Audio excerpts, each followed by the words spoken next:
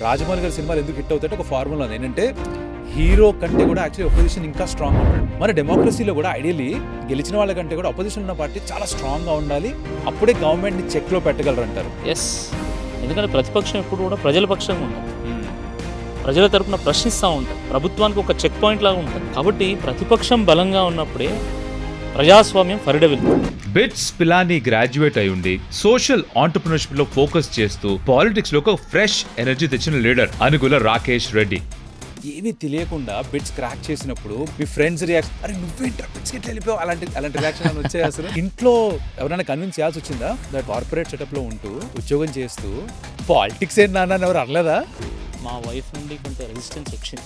She was not convinced. కెరియర్లే మార్చేద్దాం అనుకున్న వాళ్ళు ఎవరన్నా వింటుంటే వాళ్ళ పాలిటిక్స్ అంటే ఏదో మాట్లాడడం మాత్రమే కాదు, గ్రౌండ్ లెవెల్ ఇష్యూస్ మీద ఆయనకున్న గ్రిప్ ఇది వేరే. తప్ప మ్యారేజ్ మంచి కట్నం రావాలి, నాకు మంచి వైఫ్ రావాలి అని అనుకుంటే yes you may become a very good husband, but you may leave your career also. మీరు సినిమాలు చూస్తారా? చూస్తా. ఈ మధ్యకాలంలో బాగా నచ్చిన సినిమా ఏమన్నా ఉందా? ఎపిసోడ్ మొత్తం చూస్తే ఆయన వ్యక్తిత్వంలోకి, ఆయన ఆలోచన విధానంలోకి ఒక స్నీక్ పీక్ దొరుకుతుంది. ఆ ఫిలిమ్స్ వాచ్ చేస్తే అదే ఆ రిలాక్సేషన్ మనకి. బ్రిలియంట్. దిస్ వాజ్ పాలిటిక్స్ ఎందుకురా అని వాళ్ళు చాలా మంది ఇప్పటికి కూడా, అంటే పాలిటిక్స్ జాయిన్ అయితే వీడు క్రిమినల్ ఉత్తర పడిపోయింది అన్ఫార్చునేట్లీ. రాజకీయాల్లో ఉన్నటువంటి వాళ్ళు చాలా కష్టపడతారు, చాలా మందికి ఈ విషయం తెలియదు. తెలుగు లేనటువంటి ఏకైక వ్యక్తి రాజకీయ నాయకుడు. సిస్టమ్ ని క్లియర్ చేయాలంటే సిస్టమ్ లోపలే ఉండాలి అని నమ్మే వాళ్ళు చాలా మంది ఉన్నారు. అలా గట్టిగా నమ్మిన వాళ్ళే యాక్చువల్లీ పాలిటిక్స్ లోకి వస్తారు. ఈ విషయం మర్చిపోయినటువంటి వాళ్ళు రాజకీయ నాయకులను దుమ్మెత్తి వస్తూ ఉంటారు. రాజకీయం అంటే మురికి అనుకుంటారు. మరి మురికిలో ఉండేటువంటి వాడు ఎంత బాధను అనుభవించాలా? ఎవరైతే ఇప్పుడు యంగ్స్టర్స్ ఉన్నారో ఆలోచన దృక్పథం ఉండొచ్చు పాలిటిక్స్ లోకి వద్దాం, సిస్టమ్ని మార్చాలని, బట్ బయట నుంచి రెసిస్టెన్స్ చాలా ఉంటుంది. దాంట్లోకి వెళ్ళిన వాళ్ళు ఎవరు మంచి వాళ్ళు లేరు. మనం రాజకీయ నాయకులందరినీ విలన్లుగా చూడడం బంద్ చేసి మంచి నాయకులకు మనం వెన్నుదన్నుగా ఉండాలి, మంచి నాయకులను ప్రోత్సహించాలి అనేటువంటి ఆలోచన ఉంటే బాగుంటుంది. అంటే ఏమనుకుంటారంటే రాజకీయ నాయకులు కొంతమంది ప్రజల అమాయకులు, మేము ఏం చెప్తే అది నమ్ముతారు అని అనుకుంటారు. తెలంగాణ స్టేట్లో give me one thing that you want to change right away.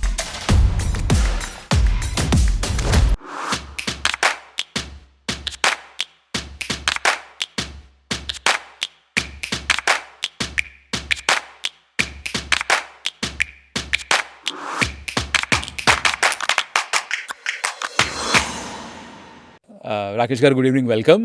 Actually చాలా ఫార్మల్ ఇంట్రడక్షన్ అటు ఏం చెయ్యం, బట్ మీ గురించి చూస్తున్నప్పుడు first thing that comes to your attention is BITS Pilani, right? నేను ఒక ఇంజనీర్, మెకానికల్ ఇంజనీర్, మీరు బిట్స్ పిలానీ నుంచి గ్రాడ్యుయేట్ అయ్యారు.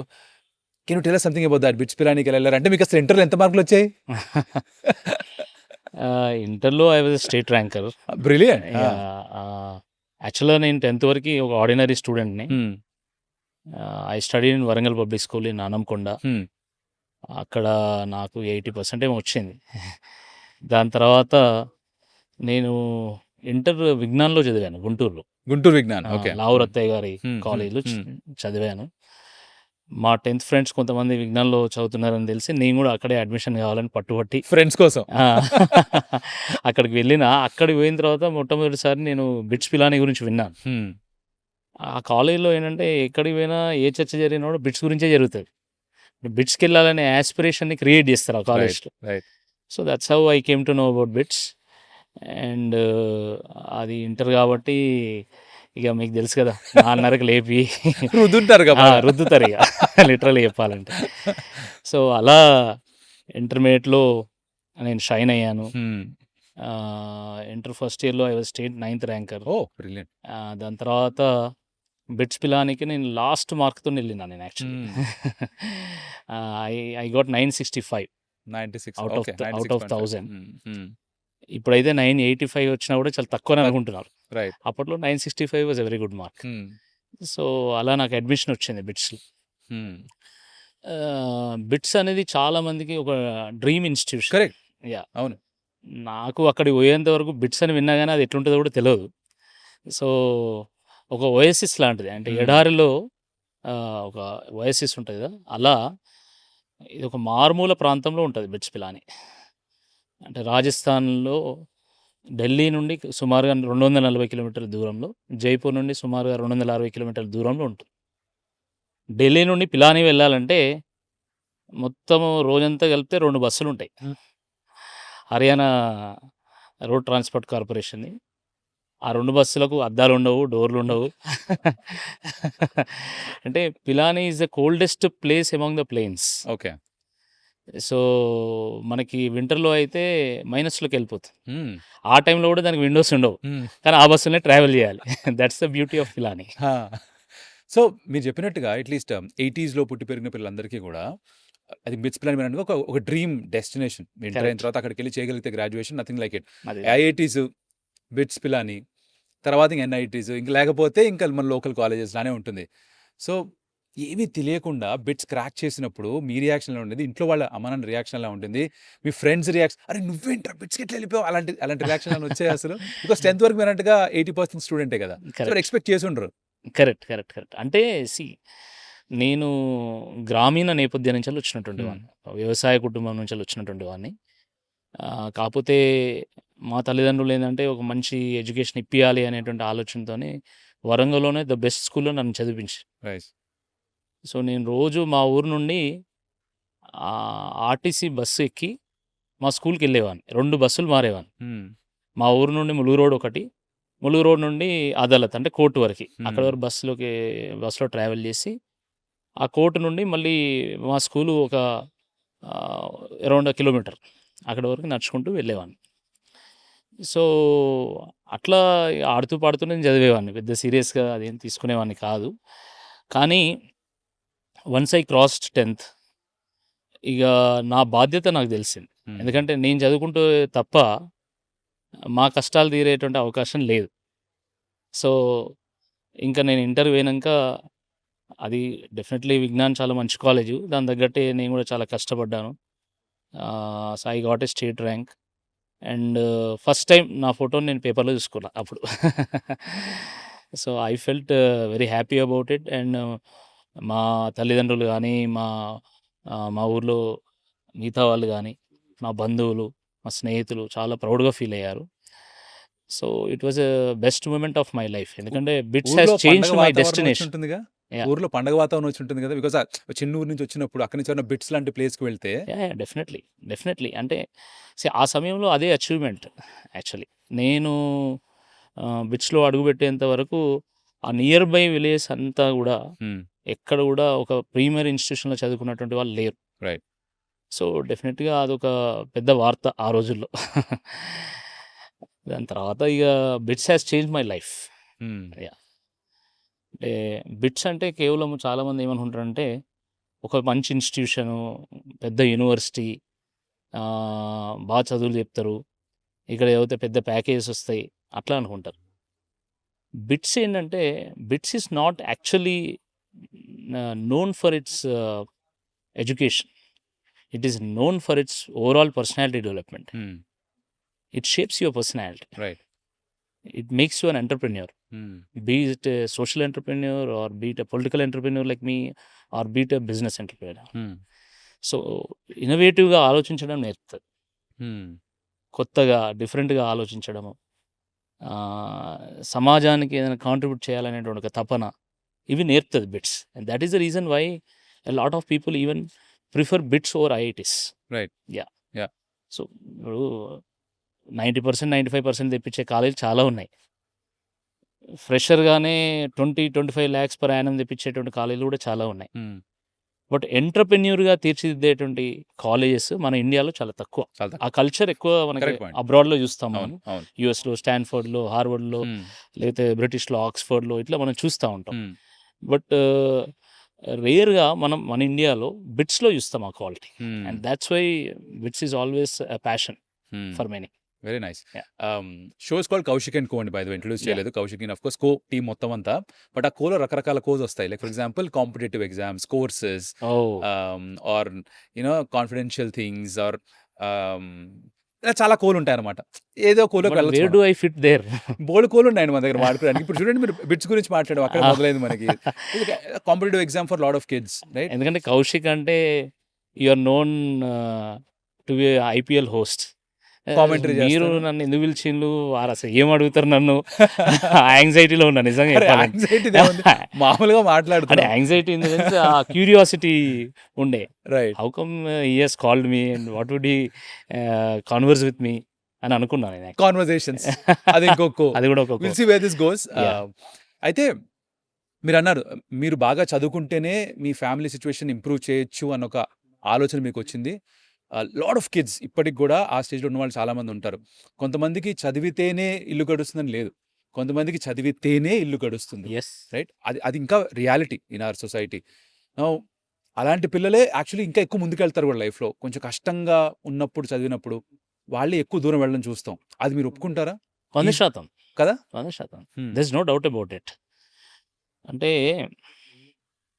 ఎప్పుడైనా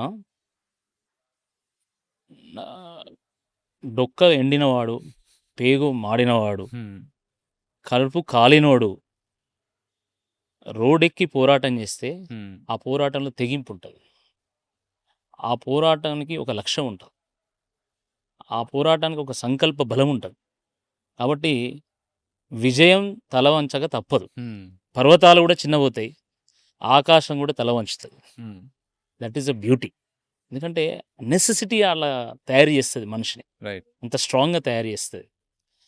సో నా విషయంలో అయితే నేను ఒక సాధారణ గ్రామీణ నేపథ్యం నుంచి వచ్చినటువంటి వ్యవసాయ కుటుంబం నుంచి వచ్చినటువంటి వాడిని కాబట్టి పేదరికం అంటే ఏందో, కష్టం అంటే తెలిసినటువంటి వాడిని, ఇతరులు కూడా మా కుటుంబంలోనే కష్టాలు అనుభవిస్తున్నటువంటి నేపథ్యం నుంచి వచ్చినటువంటి వాడిని కాబట్టి ఎట్లన్నా చేసి దీన్ని జయించాలి, దీన్ని అధిగమించాలి Hmm. అంటే ఇంకా ఎడ్యుకేషన్ ఈజ్ ఓన్లీ మీన్స్ అని Correct. భావించి నేను బిట్స్లో అడ్మిషన్ తెచ్చుకోగలిగిన, అడ్మిషన్ వచ్చిన తర్వాత కూడా మళ్ళీ నేను బెస్ట్ అవుట్ గోయింగ్ స్టూడెంట్గా నేను బిట్స్ నుంచి గ్రాడ్యుయేట్ కావడం జరిగింది. అలానే బిట్స్లో కూడా నేను ఒక మంచి లీడర్గా నేను తయారయ్యాను, స్టూడెంట్ Hmm. లీడర్గా. Situations make you like that. So bits నాకు మంచి ఎడ్యుకేషన్ ఇవ్వడమే కాదు, ఒక మంచి ఎంటర్ప్రెన్యూరియల్ నేచర్ని బిల్డ్ చేసింది, Hmm. ఒక లీడర్గా ఎదిగేటువంటి అవకాశం నాకు కల్పించింది. అంటే it has given me an opportunity to test my leadership abilities. Hmm. As a student లీడర్గా 1000 మంది ఓట్లు వేస్తే నేను గెలిచాను, వాళ్ళందరి అభిమానాన్ని చూరగలిగిన కాబట్టి అప్పుడు నాకు కాన్ఫిడెన్స్ వచ్చింది. Hmm. నేను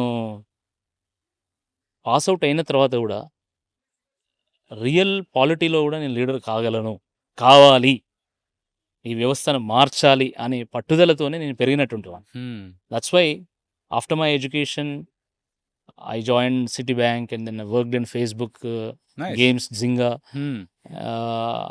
ఆ ఒక 6.5 ఏళ్ల కాలం పాటు నేను కార్పొరేట్స్లో పనిచేశాను, both in Bengaluru and in US. Hmm. So ఆ టైంలో కూడా నా తపనంతా కూడా to come back to my home town, to come back to my village and start working for people. So ఆ తపనతోనే నేను 6.5 years నేను వర్క్ చేసిన తర్వాత Hmm. I resign to my job, Hmm. came back directly from US to India to Hyderabad and went to BJP office Hmm. and joined the party. Hmm. అట్లా నా political journey start అయింది. అయితే ఇక్కడ మీరిప్పుడు మీ ఊర్లో ఏవో కష్టాలు చూసుంటారు, ఏవో ఇబ్బందులు చూసుంటారు, అదే మిమ్మల్ని డ్రైవ్ చేసి ఉండాలి. వచ్చి 100%. దీని సిచ్యువేషన్ని మార్చాలి అన్న ఆలోచన రావాలంటే ఖచ్చితంగా ఏదో జరిగే ఉండాలి మీ గ్రోయింగ్ అప్ ఇయర్స్లో. If you're okay with it, అవేమన్నా కొంచెం షేర్ చేయగలరా? Like what shaped your thinking? ఎందుకు నేను వెనక్కి ఊరెళ్ళాలి, నేను మార్చాలి, నాతో పాటు ఉన్న మనుషుల జీవితాలు మార్చాలన్న ఆ థాట్ రావడం వెనకాల కారణం ఏమిటి? అంటే ఇప్పటి తెలంగాణ వేరు, అప్పటి తెలంగాణ వేరు. అవును.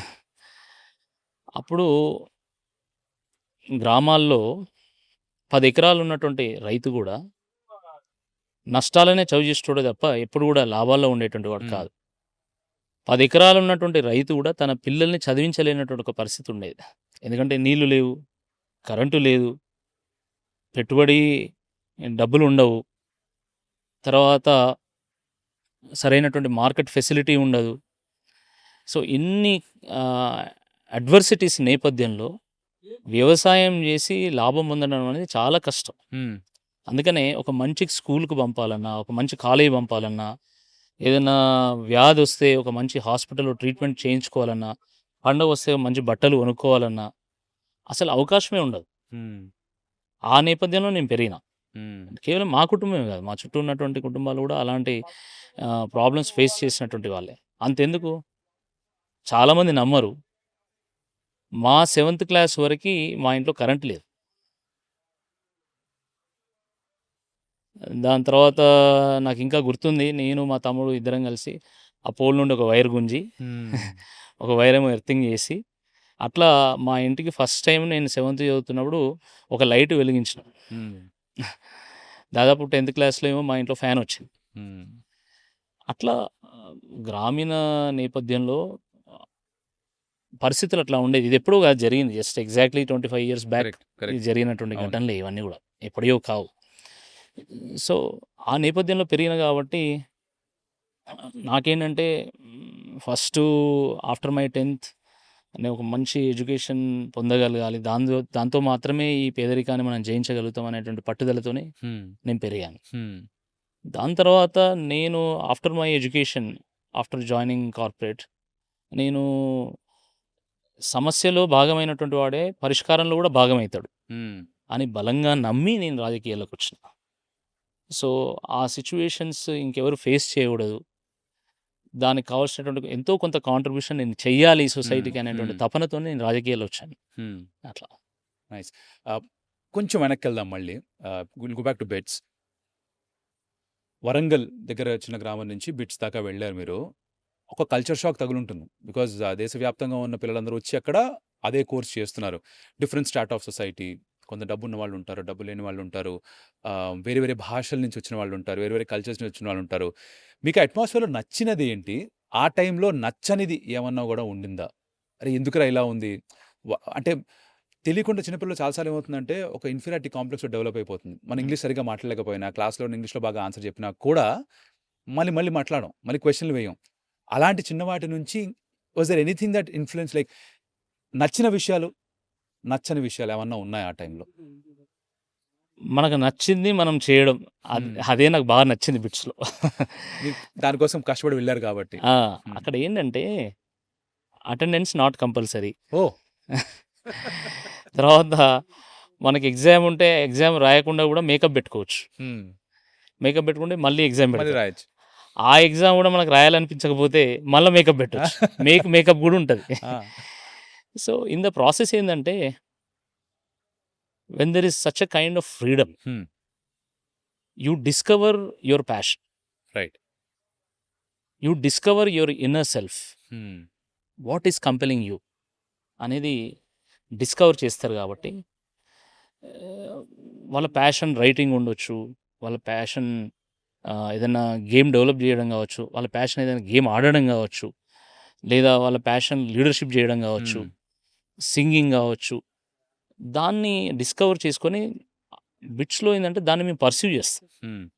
Lot of clubs, departments, so like minded people దొరుకుతారు, మనలానే ఆలోచించేటువంటి వాళ్ళు, మనలానే ఒక దాని మీద పిచ్చి పట్టుకున్నటువంటి వాళ్ళు, అట్లా కొంతమంది దొరుకుతారు. కరెక్ట్. దొరకడం వల్ల ఏంటంటే లైఫ్ టైంకి కావాల్సినటువంటి నెట్వర్క్ని కూడా మనం తయారు చేసుకుంటాం. మన ప్యాషన్ని డిస్కవర్ చేసుకుంటాం, మన లైఫ్ టైం కావాల్సినటువంటి ఒక నెట్వర్క్ని మనం క్రియేట్ చేసుకుంటాము. సో అలా దాన్నే లైఫ్కి కావాల్సినటువంటి ఒక కెరియర్గా కూడా మనం ఎంచుకుంటాం. So that is the beauty of BITS and that is what I like the most in BITS. సో నేను కూడా బిట్స్లో ప్రతి ఒక్కరికి ఏదో ఒక ఎక్స్పర్టీస్, ఒక స్కిల్ ఉంటుంది. భగవంతుడు ఏదో ఒక స్పెషాలిటీని ఇస్తాడు ప్రతి ఒక్కరికి. I always believe in it. కాబట్టి నేను బిట్స్లో చేరిన తర్వాత సరే నా కోర్సెస్ అవన్నీ నేను అటెండ్ అవుతూ ఉండేవాడిని, ఏదో పరీక్షలు రాసేవాడిని. కానీ at the same time I discovered a leader in my self. Right. So నేను అట్లా 2 elections కాంటెస్ట్ చేసిన, 2 elections కూడా బంపర్ మెజారిటీతో గెలిచాను. బిట్స్లో ఇప్పటికీ నా మెజారిటీ అనేది రికార్డ్ ఈనాటికి కూడా. అట్లా సో అట్లా నేను నా విషయం చెప్పాను. అట్లా చాలామంది మా ఫ్రెండ్స్ డిఫరెంట్ కైండ్ ఆఫ్ ప్రొఫెషన్స్లో ఉన్నారు. వాళ్ళంతా కూడా డిఫరెంట్ ఎంటర్ప్రెన్యూరల్ జర్నీస్ చేసినటువంటి వాళ్ళు కూడా ఉన్నారు. అండ్ అంటే ఇప్పుడు ఒకరు టీచర్ అయ్యారు, for example somebody has become a singer, somebody has become a leader, somebody has become a business entrepreneur, Right. somebody has become a social reformer, a social entrepreneur. So అది యాక్చువల్గా university అది ఆ environment build చేయాలి. Right. Unfortunately ఏంటంటే ఇండియాలో ఉన్నటువంటి చాలా వరకు మెజారిటీ యూనివర్సిటీస్ ఓన్లీ అకాడమిక్స్కే ప్రాధాన్యత ఇస్తుంది. ఎగ్జామ్స్లో డిస్టింక్షన్ వచ్చిందా, బీటెక్ అయిపోగానే నువ్వు ఎంఎస్కి వెళ్ళావా, లేకపోతే బీటెక్ అయిపోగానే నీకు 10 లక్షల రూపాయల శాలరీతోనే జాబ్ వచ్చిందా అనేది ఎక్కువగా ఉంటుంది. ఆ ఓరియంటేషన్ ఎక్కువ ఉంటుంది outcome is always job based. Yeah. But actually you have to discover your self, you have to discover the best in your self, you need to understand what your passion is. అది university చెయ్యాలి. That is not happening in India. And ఆ culture రావాలి మన దగ్గర కూడా. Right. సడన్గా jump కొడుతుంది అనుకోకండి. మీరు తర్వాత అన్నారు కదా ఒక 6 years పనిచేసి కార్పొరేట్లో బీజేపీ ఆఫీస్కి వెళ్ళారని. నాకు టక్కని గుర్తొచ్చింది తెలుసా, గోదావరి సినిమాలో హీరో క్యారెక్టర్ ఉంటుంది. ఓకే. తను ఈ goes to these political parties to say నేను జాయిన్ అవుదాం అనుకుంటున్నాను, బికాస్ తను కూడా మీలాగే ఈ wants to do something good for the society. అయితే అక్కడ వాళ్ళు అడిగేది ఏంటంటే నువ్వు ఎంతమందిని ర్యాలీకి తీసుకురాగలవు, ఇలాంటి క్వశ్చన్స్ ఏవో అడుగుతారనమాట. I generally want to know if somebody wants to go say for example నేను ఒక ఆఫీస్కి వెళ్ళాను అనుకోండి, ఒక పొలిటికల్ పార్టీ ఆఫీస్కి. ఇంటర్వ్యూ క్వశ్చన్స్ ఏముంటాయి, వాట్ డు దే ఆస్క్, నన్ను ఏం అడుగుతారు జనరల్గా? ఇప్పుడు ఫర్ ఎగ్జాంపుల్ మీ దగ్గరికి వచ్చాను, నేను జాయిన్ అవుదాం అనుకుంటున్నా, మీరు ఏం అడుగుతారు నన్ను? నేను పోయినప్పటి సంగతి మీకు చెప్తా. యాక్చువల్గా నేను రిజైన్ చేసి హైదరాబాద్కి వచ్చిన తర్వాత, బీజేపీ ఆఫీస్కి వెళ్ళిన తర్వాత, ఆ ఆఫీస్ దగ్గర ఉండే రిసెప్షనిస్ట్ నువ్వు ఎందుకు వచ్చినావు, నువ్వు ఎవరిని కలవాలి, అట్లా కాదు నాకు పార్టీ అంటే ఇంట్రెస్ట్ నేను వచ్చిన అంటే నువ్వు ఎవరిని కలవాలంటే నాకు ఎవరిని కలవాలని తెలియదు, వాళ్ళతో ఫోన్ చేయించి అప్పుడే లోపల పోనిస్తామంటారు. అట్లా ఒక 2 రోజుల పాటు నేను రిసెప్షన్ దగ్గరనే ఆగిన. 3వ రోజు ఏదో చెప్పి నేను లోపలికి వెళ్ళాను. లోపలికి వెళ్ళినప్పుడు అప్పుడు బీజేపీ అధ్యక్షుడిగా కిషన్ రెడ్డి గారు ఉండేది.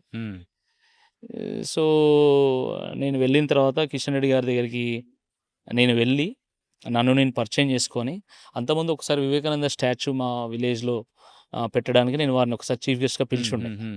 సో అది గుర్తు చేసి ఇట్లా నేను సో అండ్ సో అంటే అప్పుడు కొంత గుర్తుపట్టారు. గుర్తుపట్టిన తర్వాత I want to join politics, I resign to my job అన్న. అరే ఎందుకు రిజైన్ చేసినావు, అవసరం ఏముంది, నో అది కరెక్ట్ కాదు, నువ్వు you have to pursue your job, at the same time నీకున్న కొంత సమయం మాకు ఇవ్వు, సోషల్ మీడియా కానీ ఇంకా అట్లాంటివి ఏమైనా చూస్తే బాగుంటుంది అని అన్నారు. So he didn't accept actually. ఇక దాని తర్వాత నేను రోజు ఆఫీస్కి వెళ్తుండేవాడిని, స్వాతిపుత్రుల కమలాసన్ లాగా రోజు వెళ్తుండేవాడిని. అట్లా అందరినీ పరిచయం చేసుకోవడం, అందరికీ నా ఇంటెన్షన్ చెప్పడము, ఇట్లా జరుగుతుంది. రోజు కిషన్ రెడ్డి గారు నన్ను చూస్తుండేవాళ్ళు. ఇక దాని తర్వాత మెల్లమెల్లగా ఇక వారు అంటే సర్లే ఇక రోజు వస్తున్నాడు, maybe has that passion, right, so why to avoid అన్నట్టుగా నన్ను ఏదో చిన్న చిన్న వర్క్స్లో అట్లా ఇన్వాల్వ్ చేస్తుండేవాడు. అంటే మొదట ఏమనుకున్నాడంటే చాలామంది ఇట్లా వస్తారు, వస్తారు ఏదో చేద్దామని వస్తారు, దాని తర్వాత మోటివేషన్ ఉండదు, మళ్ళీ వెళ్ళిపోతూ ఉంటారు. ఈయన కూడా ఆ టైప్ ఏమో అనుకున్నాడు. దాని తర్వాత సరే నన్ను చిన్న చిన్నగా ఇన్వాల్వ్ చేశాడు, నేను కూడా వాళ్ళకి కొంత కాంట్రిబ్యూట్ చేయడం మొదలుపెట్టిన. అట్లా నేను 11 years పాటు బీజేపీలో పనిచేశాను.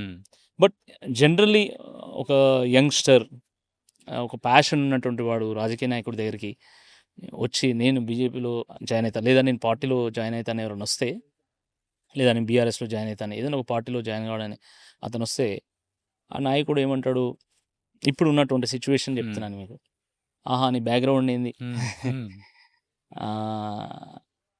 నువ్వేం చేస్తావు, నీకు సర్కిల్ ఉందా, సరే మంచిది, ఏదైనా ప్రోగ్రామ్ ఉన్నప్పుడు నేను చెప్తా, జేజేలు గట్టి కొట్టగలవా, తర్వాత ఏదైనా ర్యాలీ ఉన్నప్పుడు అరే భయ్ ఇట్లా ర్యాలీ ఉంది, నువ్వు 20 బైకులు తీసుకొని రా, ఓ 50 మందిని తీసుకొని రా అని ఇట్లా చేస్తూ ఉంటాం.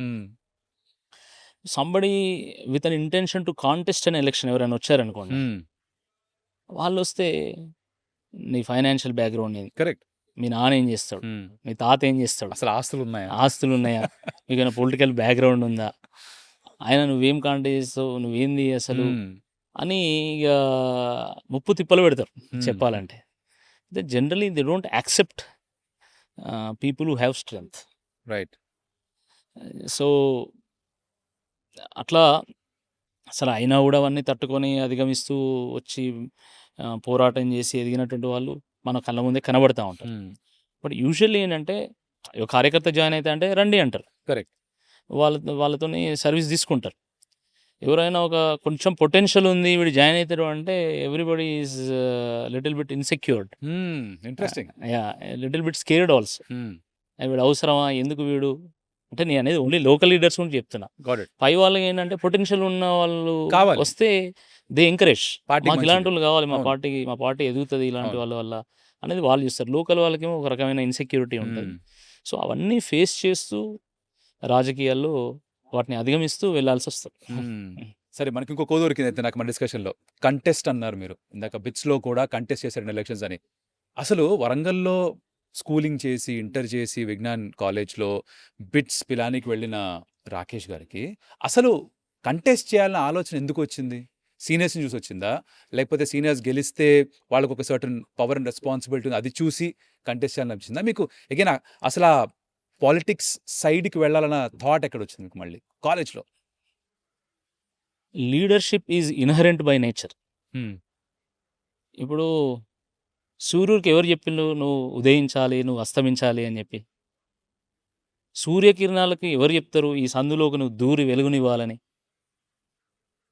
నదికి ఎవరు చెప్తారు నదీ ప్రవాహం ఉండాలి ఇట్లా అని చెప్పేసి? సో లీడర్షిప్ కూడా అట్లాంటిది. అంటే నా గురించి చెప్తలేను, జనరల్లీ లీడర్స్ ఏంటంటే they are self made. Leadership is inherent for them. Okay. Okay, ఎవరో తయారు చేస్తే లీడర్ కాడు, ఎవరో చెప్తే లీడర్. తనకున్నటువంటి సిచ్యువేషన్స్, తనలో పీపుల్ పట్ల ఉన్నటువంటి అర్జ్ ఏదైతుందో అది తనని ఒక లీడర్గా మలుస్తుంది. ఓకే, సో మీరు ఐడెంటిఫై చేసుకున్నారు మీలో క్వాలిటీ ఉందని, yeah definitely. And that's why you thought you should contest. And yes, can you, మీ వర్డ్స్లో can you define leadership for me? Because not just in political sense, in any aspect. కార్పొరేట్లో పనిచేశారు మీరు, అక్కడ కూడా మనకి టీమ్ లీడ్స్ ఉంటారు. But what I found is మనకి మేనేజర్లు ఎక్కువ ఉంటారు, లీడర్లు తక్కువ ఉంటారు. ఎగ్జాక్ట్లీ. మేనేజ్ చేసే వాళ్ళు ఎక్కువ. సో మీ ఉద్దేశంలో లీడర్షిప్ అంటే ఏంటి, ఆ గుణాలు ఏంటి? లీడర్షిప్ అంటే మన ముందు నడవడం కాదు, మన వాళ్ళని ముందుకు నడిపించడం. లీడర్షిప్ అంటే కష్టాల్లో ఉన్నప్పుడు భరోసానివ్వడం. లీడర్షిప్ అంటే మనము క్రెడిట్ తీసుకోవాలనుకున్నప్పుడు వెనక ఉండడం, మన అవసరం ఉన్నప్పుడు, మన బాధ్యత ఉన్నప్పుడు ముందు ఉండడం. This is leadership. Leadership is where the vision meets action, courage meets responsibility. కాబట్టి ఒక బాధ్యతగా వ్యవహరించడం లీడర్షిప్. ఒక లక్ష్యం ఎంచుకొని ఆ లక్ష్యానికి తగ్గట్టుగా ఒక ప్రణాళిక రచించుకొని దానికి కావలసినటువంటి కార్యకర్తల సమూహాన్ని తయారు చేసుకొని వాళ్ళలో ఒక స్ఫూర్తిని రగిలించి ఆ లక్ష్యం వైపు ప్రయాణం చేసి విజయ తీరాలకు చేరడమే లీడర్షిప్. ఇట్స్ అంటే నేను ఎక్కువ ఇంటరాక్ట్ అవ్వలేదు, కానీ speaking to someone like you, usually politicians ఇంత ఆర్టికులేట్గా ఉండడం తక్కువ చూస్తాం. ఏం మాట్లాడతారు, ఒక మంచి ఒరేటర్స్ ఉన్నారు, కొంతమంది అట్లా మాట్లాడేస్తారు, బట్ ఆలోచనలకి సరైన వర్డ్స్ ఇవ్వడం అందరూ చేయరు. I don't know if it's coming from the background of education that you had, or చిన్నప్పుడు బాగా చదివారా పుస్తకాలు తెలియదు, మీరే చెప్పాలి మరి ఎక్కడి నుంచి వచ్చింది అదంతా. ఇదొక ఆస్పెక్ట్ అయితే, మీరు జాయిన్ అయ్యే ముందు నుంచి ఇప్పటిదాకా ఈ మీడియా ట్రైనింగ్ లాంటిది ఏమన్నా పొలిటీషియన్స్కి ఇప్పుడు ఇంప్రూవ్ అయిందా, ఇంక్రీజ్ అయిందా? బికాజ్ ఎలా ఫేస్ చేయాలి, స్క్రూటినీ ఎక్కువైంది కదా, ఖచ్చితంగా సూటిపోటు క్వశ్చన్ అడగడం ఎక్కువైంది, వాటికి సమాధానం ఎలా ఇవ్వాలి, పొలిటికలీ కరెక్ట్ ఆన్సర్స్ అంటాం కొన్నిసార్లు, డిప్లొమాటికలీ కరెక్ట్ ఆన్సర్స్ అంటాం కొన్నిసార్లు you take them head on. ఎప్పుడు ఎలాంటి రీతిలో ఆన్సర్ ఇవ్వాలి అన్నదాని ట్రైనింగ్ ఏమన్నా కరెంట్ యంగ్ లీడర్స్కి ఇస్తున్నారా, at least in the parties, or ఎవరిది వాళ్ళే నేర్చుకుంటున్నారా? అట్లా ఏం లేదు, ట్రైనింగ్ ఏమి ఫార్మల్ ట్రైనింగ్ అయితే ఏమి ఉండదు. కాకపోతే ప్రతి ఫీల్డ్లోనే ఇక్కడ కూడా ఏంటంటే మన సీనియర్స్ని, మనకంటే బెటర్ లీడర్స్ని మనం చూసి ఆటోమేటిక్గా నేర్చుకుంటూ ఉంటాం. ఇప్పుడు for example KTR is someone who articulates in the best possible brilliant way. So తను మాట్లాడుతున్నప్పుడు మనకు కూడా అనిపిస్తుంది, మనం ఈ రకంగా మాట్లాడాలి, ఈ రకంగా ఆర్టికులేట్ చేయాలి. Right amount of humour, right amount of satire, exactly కరెక్ట్గా తగులుతుంది మాట, కరెక్ట్గా ఆ పదాలను కరెక్ట్గా వాడతారు. అది తెలుగు కావచ్చు, ఇంగ్లీష్ కావచ్చు. అలా చాలామంది నాయకులు మన కళ్ళ ముందు మెదులుతూ ఉంటారు. వాళ్ళని ఆదర్శంగా తీసుకొని మనం కొంత నేర్చుకుంటూ ఉంటాము. కొన్ని సిచ్యువేషన్స్ మనల్ని అట్లా ట్రైన్ చేస్తాయి. అండ్ ఇన్హరెంట్గా మనకు కొంత టాలెంట్ అది ఉంటుంది. తర్వాత ఇప్పుడు రాజకీయ నాయకులు ప్రతిరోజు మాట్లాడాలి కదా, ప్రతిరోజు మాట్లాడుతూ ఉంటే న్యాచురల్లీ ఆ ఫ్లో డెవలప్ అవుతుంది, ఆ ఫ్లూయెన్సీ డెవలప్ అయిపోతుంది. సో అట్లా కూడా కొంత ఉంటుంది. But at the same time ఏంటంటే ఆ తపన కూడా ఉండాలి. ఇప్పుడు లీడర్షిప్లో ఆర్టికులేషన్ అనేది చాలా important. Best articulators have become best leaders also. కాబట్టి అంటే మాట్లాడగలిగితేనే లీడర్ కావాలనేది ఏం లేదు. కొంతమంది మాట్లాడరు కానీ చాలా మంచి లీడర్స్. బాగా పని చేయగలరు, పని చేయించగలరు. పివి నరసింహారావు గారు ఉన్నారు. పివి నరసింహారావు అంత పెద్ద ఆర్టికులేషన్ ఏమి ఉండదు, చాలా వరకు చాలా మౌనంగా ఉంటాడు ఆయన. అవును, but he became the prime minister. Correct. On the other side Vajpayee, the best orator in the country, he became the tallest leader. So అట్లా మాట్లాడితేనే లీడర్ అవుతాడు, మాట్లాడకపోతే లీడర్ కాడు అని ఏం లేదు. కానీ మాట్లాడగలిగే వాడికి ఎక్కువ అడ్వాంటేజ్ ఉంటుంది మంచి లీడర్ కావాలి. It works in the corporate setup also. బాగా మాట్లాడితేనే, మీ సాఫ్ట్ స్కిల్స్ బాగుంటేనే పైకి వెళ్తారు. Exactly, that's true everywhere. Exactly. So అట్లా మాకైతే ఫార్మల్ ట్రైనింగ్ ఏమి ఉండదు. I was a spokes person in BJP for a long time. బీఆర్ఎస్లో కూడా నేను బీఆర్ఎస్లో చేరిన తర్వాత కూడా చాలా ఇష్యూస్ నేను రెగ్యులర్గా అడ్రస్ చేస్తూ ఉంటాను. అయితే పబ్లిక్ ఇష్యూస్ పట్ల ఆ కన్సర్న్, ఆ తపన అది ఉన్నప్పుడు, అంటే రీసెర్చ్ చేయాలనేటువంటి ఆ జిజ్ఞాస ఉన్నప్పుడు న్యాచురల్గా ఏమవుతుందంటే you become one of the good speakers in the party. అట్లా అంతే, ఫార్మల్ ట్రైనింగ్ అయితే ఎక్కడా లేదు. రైట్. మీరు జనరల్గా మాట్లాడుతున్నప్పుడు ఇందాక కేసీఆర్ గారి ప్రస్తావన వచ్చింది కాబట్టి, I love his sense of humour. నాకు చాలా ఇష్టం, నేను పడి నవ్వుతూ ఉంటా వింటుంటే. అంటే పాయింట్స్ చక్కగా చెప్పినా కూడా ఏవైతే ఆ చిలోక్తులు వాడతారో, చతుర్లు వాడతారో, I'm a huge fan of that. Again ఆయనకి ఎక్కడి నుంచి వచ్చిందో ఐ హ్యావ్ నో ఐడియా. ఎప్పుడైనా కలిస్తే అడగాలి ఆయన్ని. మీరు ఎప్పుడైనా అడిగారు ఆయన్ని? అండ్ మీరు కూడా యూజువల్లీ మాట్లాడుతున్నప్పుడు I can clearly sense that there is sense of humour in you also. అది ఎక్కడి నుంచి వచ్చింది? Do you pick it up from your parents, or పెరిగిన వాతావరణమా, లేకపోతే కాలేజా? Where did it come from? నాకు కూడా తెలియదు ఎలా వచ్చిందో. ఎప్పుడు కూర్చొని అనలైజ్ చేయలేదా? థాట్ అబౌట్, బికాజ్ మీరు ఎలా అయితే నేను ఇప్పుడు సరే పాలిటిక్స్లోకి రావాలి అనుకున్నారో, ఒక థాట్తో వచ్చి ఉంటారు కదా. కరెక్ట్. అవి నెవర్ సాట్ డౌన్ లైక్ నేను ఎలా ఇలా మాట్లాడతా, ఎందుకు ఇలా మాట్లాడతా? బికాజ్ మై పాయింట్ ఇస్, ఒకవేళ డీకోడ్ చేయగలిగితే ఇంకెవరికి నేర్పించచ్చేమో. దట్స్ మై, అందుకని అడుగుతున్నా నేను. అంటే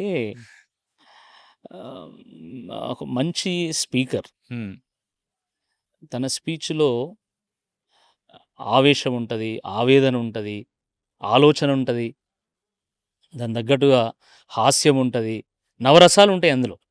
అప్పుడే ఆ అటెన్షన్ మనం గ్రాప్ చేయగలుగుతాం. Correct, agree. అండ్ పీపుల్ యొక్క అటెన్షన్ని ఈ రోజుల్లో కొన్ని నిమిషాల పాటు గ్రాప్ చేయడం కూడా చాలా కష్టం. చాలా కష్టం. మీరు చూస్తున్నారు కదా, 1 minute వీడియోని ఎవరు చూస్తలేరు ఇవాళ. హాఫ్ ఏ మినిట్ కూడా నాకు తెలిసి డౌట్. 10-15 minutes ఆఫ్ స్పాన్ కంటే ఎక్కువ ఉండట్లేదు అటెన్షన్ స్పాన్. సో ఇటువంటి ఈ సందర్భంలో పొలిటీషియన్స్ కూడా పెద్ద ఛాలెంజ్ ఇది.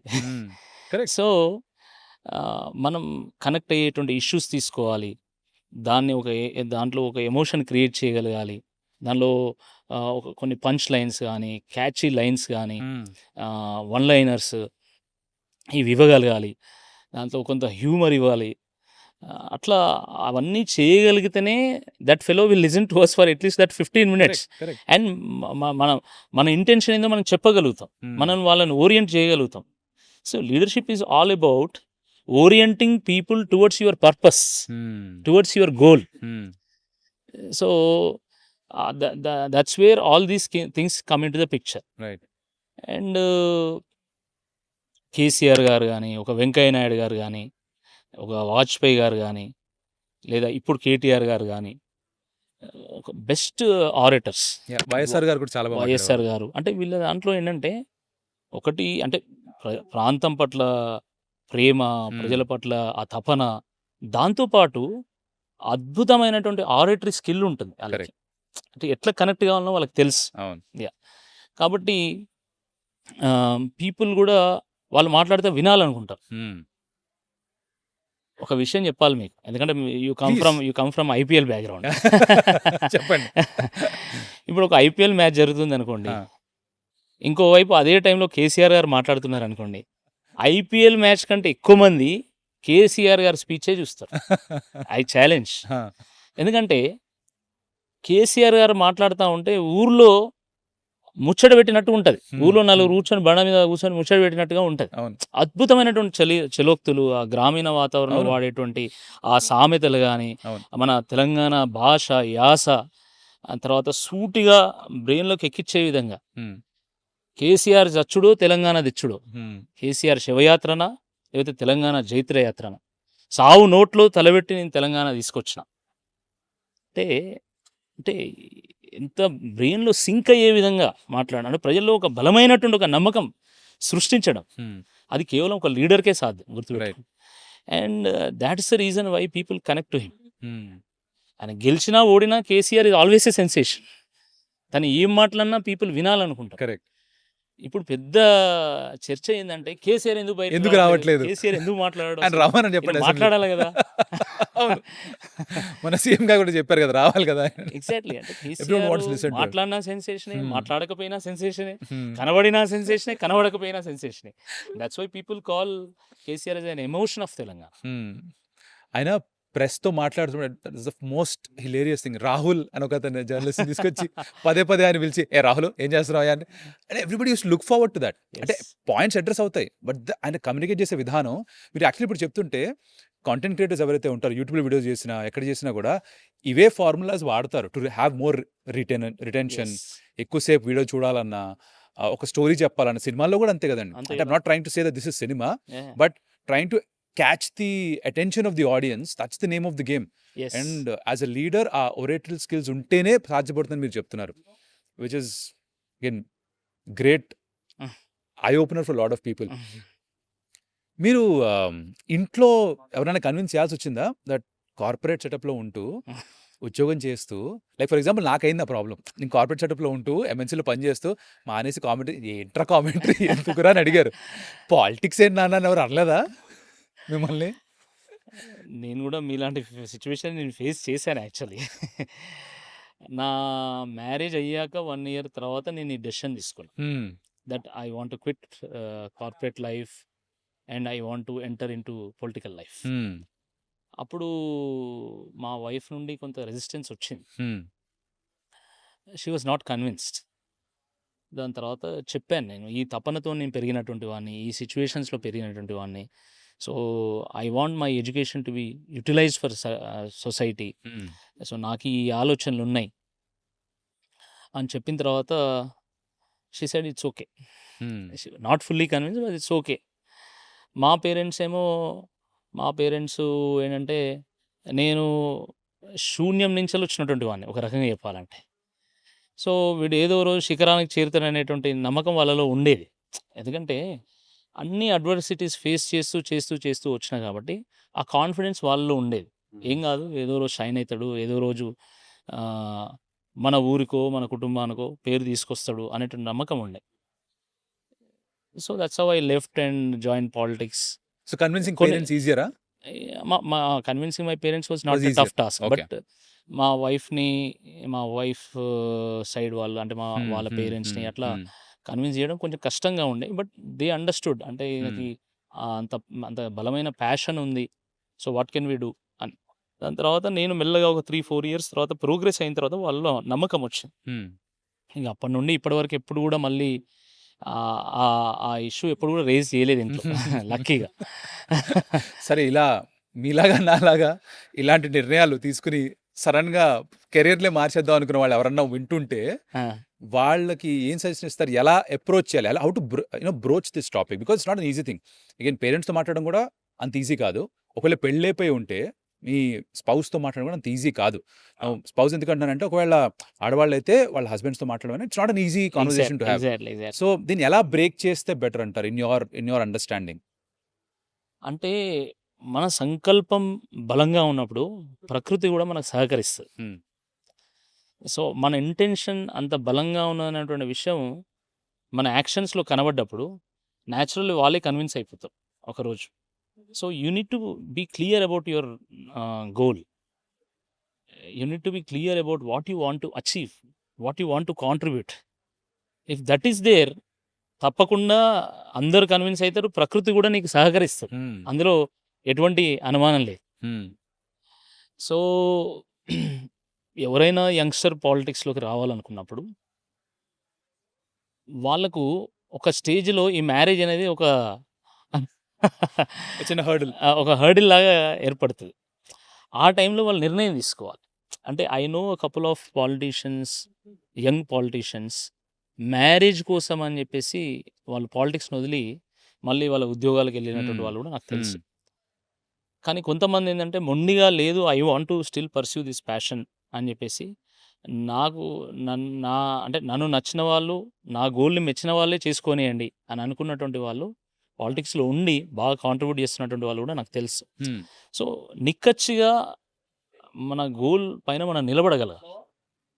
అప్పుడు మనం విజయతీరాలకు చేరుతాం. అంతే తప్ప మ్యారేజు, మంచి కట్నం రావాలి, మంచి వైఫ్ రావాలి, మంచి వైఫ్ రావాలంటే నేను కూడా మళ్ళీ సాఫ్ట్‌వేర్ ఇంజినీర్ కావాలి అని అనుకుంటే yes, you may become a very good husband.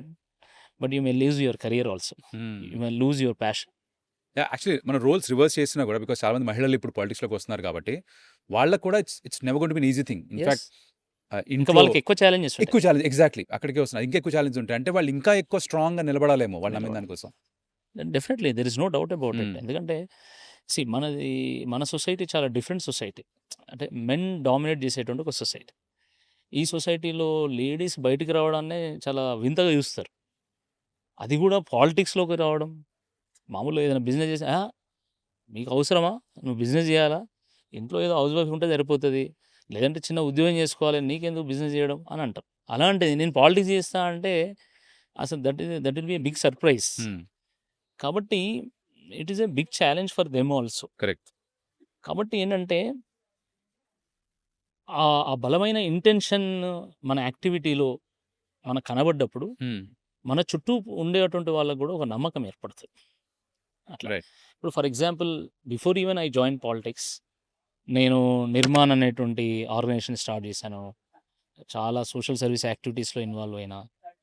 నేను పాలిటిక్స్‌లో జాయిన్ అయ్యే కంటే ఒక 2, 3 మంత్స్ ముందు నుండే మా గ్రామంలోకెళ్ళి అక్కడ చాలా ఇనిషియేటివ్స్ తీసుకొని ఒక వివేకానంద స్టాచ్యూ సెటప్ చేయడం, అక్కడ ఉన్నటువంటి యువతని అందరినీ గ్యాదర్ చేయడం, ఎన్నో రకాలుగా సొసైటీకి డిఫరెంట్ యాక్టివిటీస్ ద్వారా హెల్ప్ చేయడం. ఇవన్నీ కూడా ఏమైపోయిందంటే ఆహా! తినకి ఇంట్రెస్ట్ ఉంది హ్మ్. హ్మ్. హ్మ్. అనేది క్రియేట్ చేసింది. Right. So, it was a little easy for me. మీ యాక్షన్సే చూపించేసాయి. మాటల వరకు వెళ్ళాల్సిన అవసరం లేదు. ఎగ్జాక్ట్‌లీ. సో, అట్లా ప్రతి ఒక్కరికి ఏదో ఒక స్కిల్ ఉంటది. హ్మ్. ఒకరికి రాసే స్కిల్ ఉంటది, ఒకరు మాట్లాడే స్కిల్ ఉంటది, ఒకరికి సర్వీస్ చేసే తపన ఉంటది. అట్లా దాన్ని మనం పర్స్యూ చేస్తున్నప్పుడు people will start seeing you as a leader. Hmm. And when you really join politics people will accept you. Right. అట్లా. పాలిటిక్స్ ఎందుకురా అనేవాళ్ళు చాలా మంది ఇప్పటికి గూడా. యెస్. రైట్. దాన్ని తప్పుగా చూస్తారు. అంటే పాలిటిక్స్‌లో జాయిన్ అయితే వీడు క్రిమినల్ అని ఒక ముద్ర పడిపోయింది unfortunately. Now when you speak to people actually అంటే సిస్టమ్‌ని క్లియర్ చేయాలంటే సిస్టమ్ లోపలే ఉండాలి అని నమ్మేవాళ్ళు చాలా మంది ఉన్నారు. విచ్ ఇస్ వై అలా గట్టిగా నమ్మిన వాళ్ళే యాక్చువల్లీ పాలిటిక్స్‌లోకి వస్తారు. ఎవరైతే ఇప్పుడు యంగ్‌స్టర్స్ ఉన్నారో కొంచెం ఆలోచన దృక్పథం ఉండొచ్చు పాలిటిక్స్‌లోకి వద్దాం సిస్టమ్‌ని మార్చాలని. బట్ బయట నుంచి రెసిస్టెన్స్ చాలా ఉంటుంది. వద్దు పాలిటిక్స్‌లోకి వెళ్ళొద్దు. తట్టుకోలేవు. అది కరెక్ట్ కాదు. దాంట్లోకెళ్ళిన వాళ్ళు ఎవరు మంచివాళ్ళు లేరు. అలా మాట్లాడే వాళ్ళకి మీరేం జెప్తారు? ఎవరు పాలిటిక్స్‌లోకి రావాలి? ఎవరికి పాలిటిక్స్ అవసరం? రాజకీయాలంటే కేవలము పదవులు, పైసలు, పేరు, పరపతి ఇవి మాత్రమే కాదండి. హ్మ్. రాజకీయాలంటే ప్రాంతము, ప్రజలు, పట్టుదల, పోరాటము ఇవి. కాబట్టి రాజకీయాలంటే రొంపి అనేటువంటి ఆలోచన దూరం కావాలి.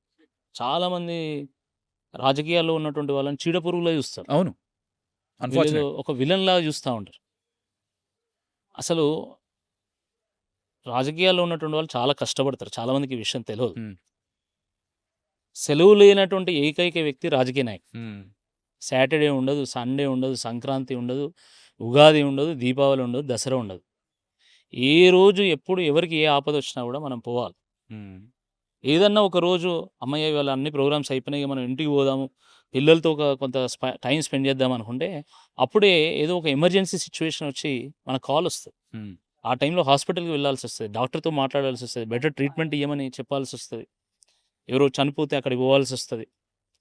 సో, ఇట్లా అసలు పగలు, రాత్రి అనే తేడా లేకుండా, పండుగ, పబ్బం అనే విషయం లేకుండా 24/7 365 డేస్ ప్రజలకు అందుబాటులో ఉండేటువంటి వాడు రాజకీయ నాయకుడు. హ్మ్.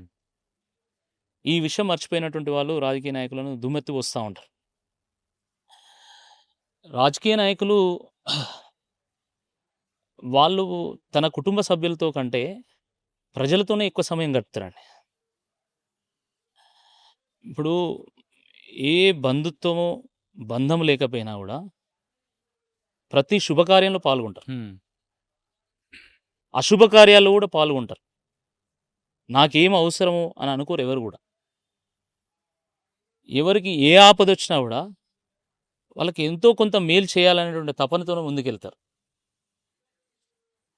అంటే వాళ్ళ కష్టాలకి ఒక సమాధానం కావాలని, ప్రజల సమస్యలకు ఒక పరిష్కారం కావాలని, ప్రజలు అనేటువంటి కలలకు ఒక నిచ్చెన కావాలని, ప్రజల ఆశలకు రెక్కలు కావాలనేటువంటి తపన రాజకీయ నాయకుల్లో మాత్రమే ఉంటుంది.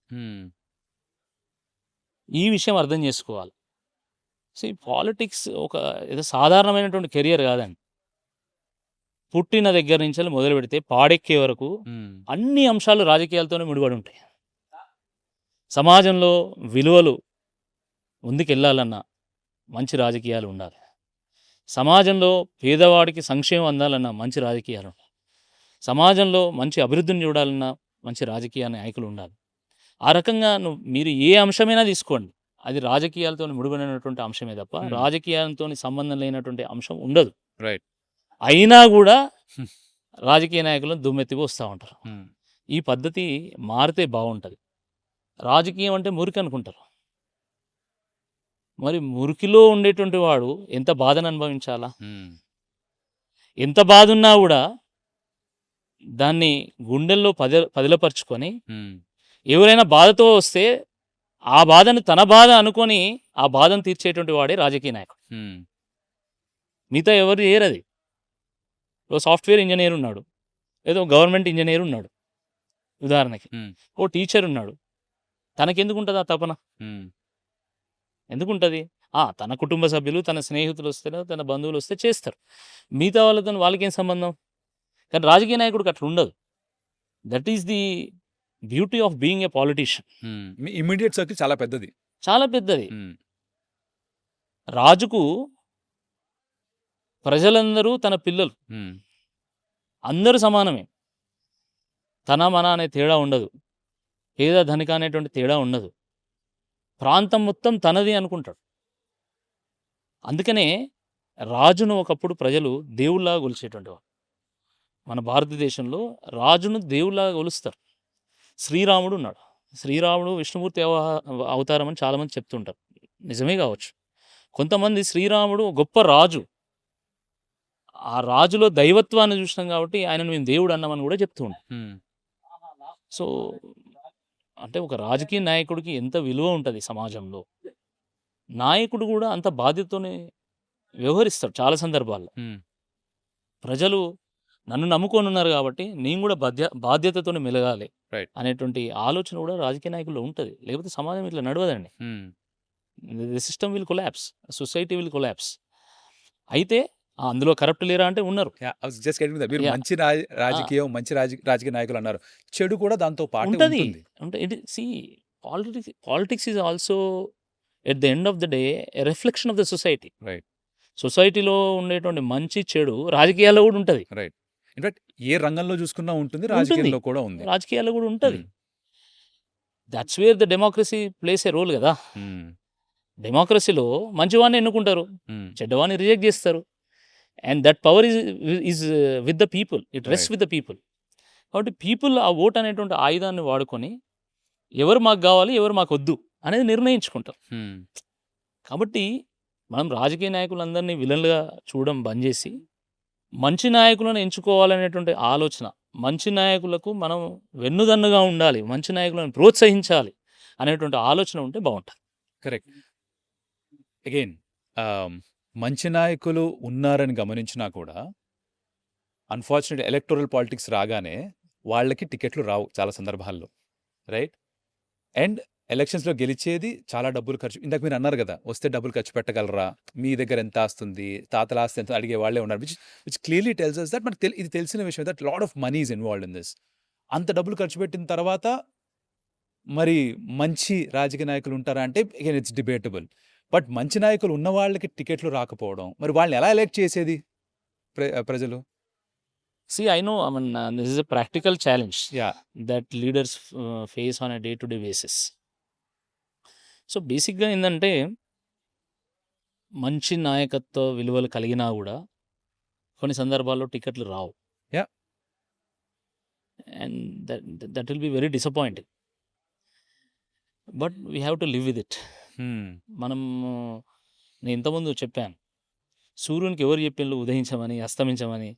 సూర్యకిరణాలకు ఎవరు చెప్పిండ్లు ఏ సందున్నాడు అంత దూరి వెలుగునివ్వమని. So, leaders have to figure out their own way. Ah, ah, ah, ah, ఆ సముద్రంలో ఈదగలగాలి నువ్వు. There is no other way.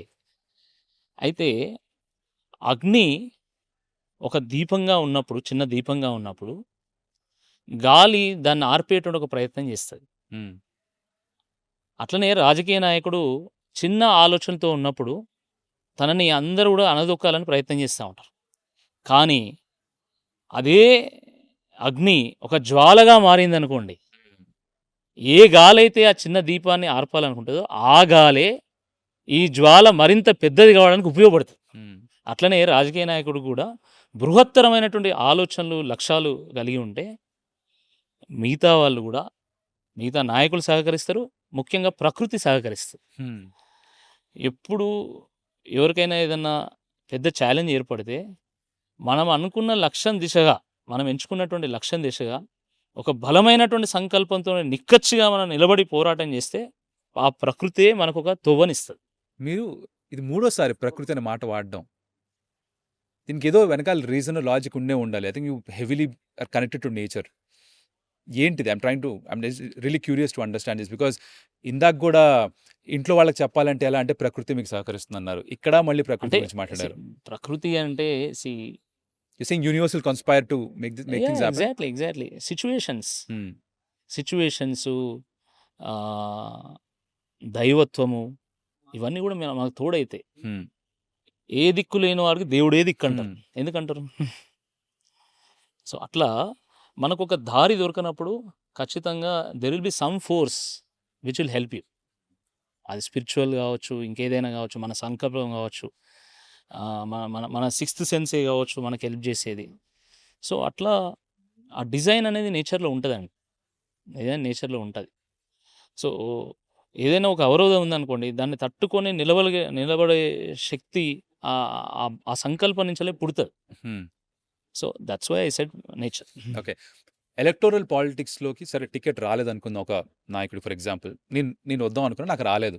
But నేను ఏం చేయొచ్చు to at least prove to the people around me that నాలో ఆ క్వాలిటీ ఉంది. నాకు అవకాశం వస్తే నేను మంచి చేయగలను అని చూపించడానికి నేనేం చేయగలను? ఇప్పుడు మన కార్పొరేట్స్‌లో ఎట్లుంటదంటే, ఒక అసిస్టెంట్ మేనేజర్ ఉన్నాడనుకోండి. Hmm. If he has to be made manager, assistant మేనేజర్‌గా ఉన్నప్పుడే ఆ రోల్స్ అండ్ మేనేజర్ రెస్పాన్స్ రోల్‌లో ఉండేటువంటి ఏదైతే ఉంటదో దాన్ని కరెక్ట్. పెర్ఫార్మ్ చేయాల్సి కరెక్ట్. ఉంటది. కరెక్ట్. లేదా మేనేజర్‌గా ఉన్నాడు, తను వైస్ ప్రెసిడెంట్ కావాలి. వైస్ ప్రెసిడెంట్ రోల్‌లో ఏమేం చేస్తారో తను ఇప్పుడు ఇక్కడ చేస్తా ఉంటే నేచురల్‌గా ఆహా! ఈస్ ఫిట్ ఫర్ దట్ అనే ఆలోచన వస్తది పై హ్మ్. వాళ్ళకి. అలానే ఇప్పుడు నీకు టికెట్ రాలేదు. ఏం చేయాలి? టికెట్ వస్తే నువ్వు ఏం చేయగలవో అది చేసి చూపెడతా ఉండాలి పదే పదే. హ్మ్. హ్మ్. అప్పుడు మన సత్తా ఏంటి, మన ఎబిలిటీస్ ఏంటి అనేది పై వాళ్ళకి అర్థమైతాయి. So, there will be a day where you will be afforded a ticket. There is no hmm. Doubt about it. Hmm. నేను ఒక విషయం చెప్తా మీకు. Abraham Lincoln he lost the election 8 times consecutively. Hmm. 8 సార్లు తను ఎలక్షన్ ఓడిపోతాడు. కానీ ఆ ఓటములు తాను 16వ అమెరికా అధ్యక్షుడు కావడానికి అడ్డంకి కాలేదు. మన సంకల్ప బలం గట్టిగా ఉంటే, ఆ పర్వతాలు గూడా చిన్నబోతాయి, ఆకాశం గూడా తల వంచుతది. హ్మ్. దాన్ని నమ్మాలి. అంటే మన సంకల్పం మీద ఆధారపడి ఉంటదది. Right. Actually I can draw parallels with cricket or any sport for that matter. Because స్పోర్ట్‌లో కూడా ఎక్కువ శాతం ఓడిపోతాం. చాలా తక్కువ సందర్భాల్లోనే గెలుస్తారు. ఐ థింక్ పాలిటిక్స్‌లో ఓడిపోతే ఎక్కువ కాలం ఆ ఓటమి ఉంటుంది మీతో పాటు. లైక్ ఫర్ ఎగ్జాంపుల్ ఎలక్షన్స్‌లో కంటెస్ట్ చేశారనుకోండి. ఒక 5 ఏళ్ల పాటు మీరు ఓడిపోయిన సైడే ఉంటారు. బట్ అగైన్ మీరనేది ఆ పని చేస్తున్నాడు, మీరు నమ్మిన పని చేస్తూనే ఉండాలి. మళ్ళీ అవకాశం వచ్చినప్పుడు basically give it a shot అంటారు. బట్ ఈ టైంలో ఇట్ అగైన్ బయట నుంచి చూస్తే ఇట్ ఫీల్స్ లైక్ ఆ మంచి పనులు చేయాలన్నా కూడా మన దగ్గర చాలా డబ్బులుండాలి. బికాజ్ ఏదైనా పని చేయాలంటే ఊరికే అయిపోదుగా. బాటా సిస్టమ్‌లో లేము మనం. Money is definitely involved. So, ఎక్కువ డబ్బులు లేని వాళ్ళు కూడా వచ్చి రాజకీయాల్లో ఒక ఇన్‌ఫ్లూయెన్షియల్ పొజిషన్‌లోకి రావాలన్నా, ఒక పని చేయాలన్నా కూడా సాధ్యపడుతుందా in this current day and age? అంటే ప్రాక్టికల్‌గా చెప్పాలంటే చాలా ఛాలెంజింగ్‌గా ఉంటది. హ్మ్. అంటే ఏ బ్యాక్‌గ్రౌండ్ లేనటువంటి వాళ్ళు, ఫైనాన్షియల్ బ్యాక్‌గ్రౌండ్ లేనటువంటి వాళ్ళు వచ్చి అందరిని తట్టుకొని ఈ ఈ హర్డిల్స్ అన్నీ ఫేస్ చేస్తూ making it to the occasion అనేది it is a tough challenge. But ఏంటంటే నేను ఇంతకుముందు చెప్పినట్టుగా మనలో ఏదో ఒక స్పెషల్ స్కిల్ ఉంటుంది. హ్మ్. ఆ స్కిల్ని వినియోగించుకొని మనం ఇతరులకు కాన్ఫిడెన్స్ క్రియేట్ చేయాలి. డబ్బులు లేకుండా కూడా చేయగలిగేటివి చాలా ఉంటాయి. పోరాటం ఉంటుందండి, దానికి డబ్బులతో ఏం సంబంధం? అది ఎవరైనా చేయగలరు. తనలో ఆ పోరాట పటిమ ఉంటే చాలు. అట్లా ఆ పోరాట పటిమను ప్రదర్శించడం, లీడర్కి ఏదైతే అవసరమో, ప్రతి లీడర్కి ఏంటంటే ఎక్కడో ఒక దగ్గర గ్యాప్ ఉంటుంది. హ్మ్. ఆ గ్యాప్ని ఐడెంటిఫై చేసి ఆ గ్యాప్ని మనం ఏమైనా ఫిల్ చేయగలమా, తనకి అక్కడ ఏమైనా ఉపయోగపడగలుగుతామా. హ్మ్. తర్వాత మనం కార్పొరేట్స్లో ఎట్లయితే మనం మెంటర్ని ఎంచుకుంటామో, ఇక్కడ కూడా రాజకీయ నాయకుల్లో అందరూ స్వార్థపరులు, అందరూ అణిచివేసేవాళ్ళు, తొక్కేసేవాళ్ళు ఏమి ఉండరండి. కొంతమంది మంచి నాయకులను తయారు చేయాలి, మనలాంటి వాళ్ళని తయారు చేయాలనే సంకల్పంతో కూడా ఉంటారు. హ్మ్. వాళ్ళని ఎంచుకొని, వాళ్ళ మెంటర్షిప్ తీసుకొని, వాళ్ళ యొక్క నెట్వర్క్ని, వాళ్ళ గుడ్ విల్ని, వాళ్ళ బ్లెస్సింగ్స్ని వాడుకొని మనం ముందుకెళ్ళడం, హ్మ్. అది కూడా ఇంకొక పద్ధతి. రైట్. సో అట్లా everybody has to figure out there own way how to emerge as a leader. అట్లా మీరు ఇప్పుడు మీరు ఒకటి గుర్తుపెట్టుకోండి, యాహ్! డబ్బులున్న వాళ్ళే నాయకులుగా ఎదగాలంటే ఈ దేశంలో అందరూ అంబానీలే ఎంపీలు కావాలి, అంబానీలే ఎమ్మెల్యేలు కావాలి. అగ్రీడ్. లేదు, సాధారణ జీవితం నుంచి కూడా మంచి నాయకులైనటువంటి వాళ్ళు మన కళ్ళ ముందే కనబడతా ఉంటారు. అవును. సో వాళ్ళ నుండి మనం నేర్చుకోవాలి. హ్మ్. మీరు పెరుగుతున్నప్పుడు చిన్న వయసు నుంచి యూత్‌లోకి వచ్చి college and then of course corporate setup ఇదంతా ఉన్నప్పుడు మిమ్మల్ని బాగా ఇన్‌ఫ్లూయెన్స్ చేసిన పొలిటీషియన్స్ ఎవరన్నా ఉన్నారా? వాళ్ళని చూసి ఇలా ఉండాలిరా, I mean aspire to be like them, ఇలాంటి పొలిటీషియన్ అవ్వాలి, ఇలాంటి రాజకీయ నాయకుడు అవ్వాలి అని అనిపించిన వాళ్ళు ఎవరైనా కొంతమంది ఉన్నారా? అంటే నాకైతే వాజ్పేయి అంటే హ్మ్. ఒక ఆదర్శం. Right. Vajpayee is an inspiration. ఎందుకంటే 40 ఏళ్ళు ప్రతిపక్ష నాయకుడిగా ఉన్నా నాట్ అన్ కూడా ఈజీ థింగ్. తను ఎక్కడ కూడా తాను ఎంచుకున్నటువంటి విలువల విషయంలో రాజీ పడలేదు. హ్మ్. ఒకానొక సందర్భంలో ఒక్క సీటుతోని తన ప్రధానమంత్రి పదవి కోల్పోతున్నా కూడా, ప్రభుత్వం నుండి దిగి రావాల్సినటువంటి పరిస్థితి ఏర్పడ్డా కూడా, ఆయన ఎక్కడ కూడా ఎవరినో లాబీ చేసి ఒక ఎంపీని గ్యాదర్ చేసుకోవాలనే ప్రయత్నం చేయలే. రైట్. తన ప్రభుత్వాన్ని వదులుకున్నాడు. వదులుకొని మళ్ళీ ప్రజల దగ్గరికి వెళ్ళాడు. అంటే అంత బలమైనటువంటి విలువలు కలిగినటువంటి నాయకుడిని చాలా అరుదుగా చూస్తుంటాం. సో నేను వాజ్పేయి గారి స్ఫూర్తితోనే ఎదిగినటువంటి వాడిని.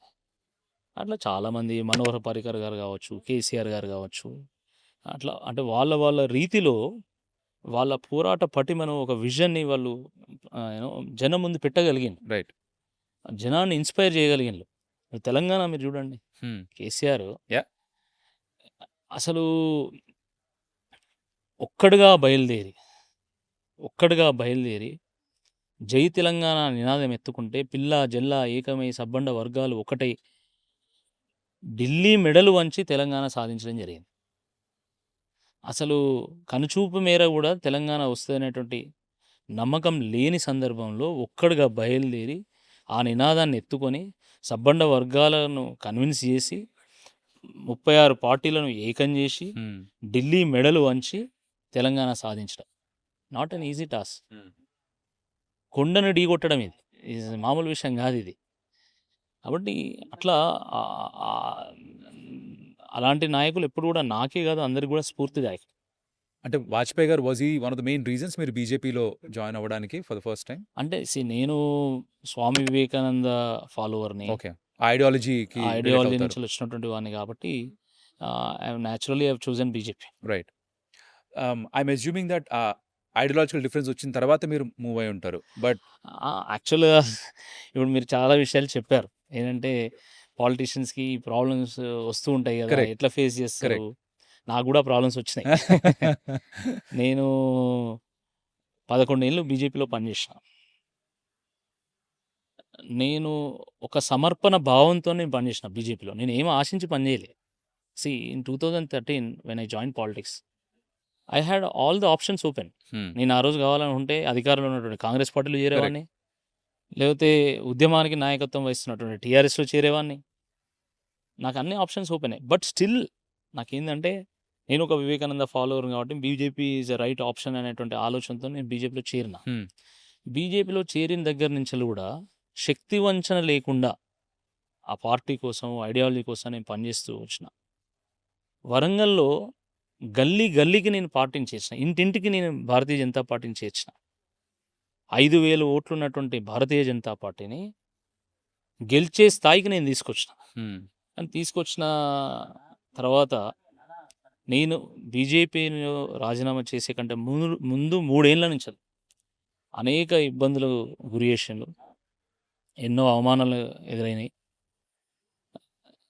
అయినా కూడా నేనేందంటే ప్రజలకు ఏదైనా చేయాలనేటువంటి తపనతో నేను రాజకీయాల్లోకి వచ్చిన కాబట్టి, సరే నాకు ఒక టికెట్ వస్తే, నేను ఒక ప్రజాప్రతినిధి అయితే ప్రజలకు ఏదైనా సర్వీస్ చేయొచ్చు అనే దాంతోని అవన్నీ అవన్నీ కూడా అధిగమిస్తూ నేను పనిచేసేటువంటి ప్రయత్నం చేశాను. కానీ దురదృష్టవశాత్తు ఏమైపోయిందంటే నాకు టికెట్ రాకపోవడమే గాక, అంతకంటే 2-3 ఏండ్ల నుండి అంటే నాతో పాటు ప్రయాణం చేసినటువంటి వాళ్ళని పొజిషన్స్ నుండి తీసేయడము, హ్మ్. లేకపోతే పార్టీ ఇచ్చినటువంటి పిలుపు మేరకు మేమొక ఎమ్మెల్యే క్యాంప్ ఆఫీస్ ముట్టడి చేస్తే మా వాళ్ళై 7-8 మంది తలలు ఒలిగినా కూడా, రక్తం చిందించినా కూడా, వాళ్ళ హాస్పిటల్ జాయిన్ అయినా కూడా కనీసం వాళ్ళని పరామర్శించినటువంటి వాళ్ళు లేరు. హ్మ్.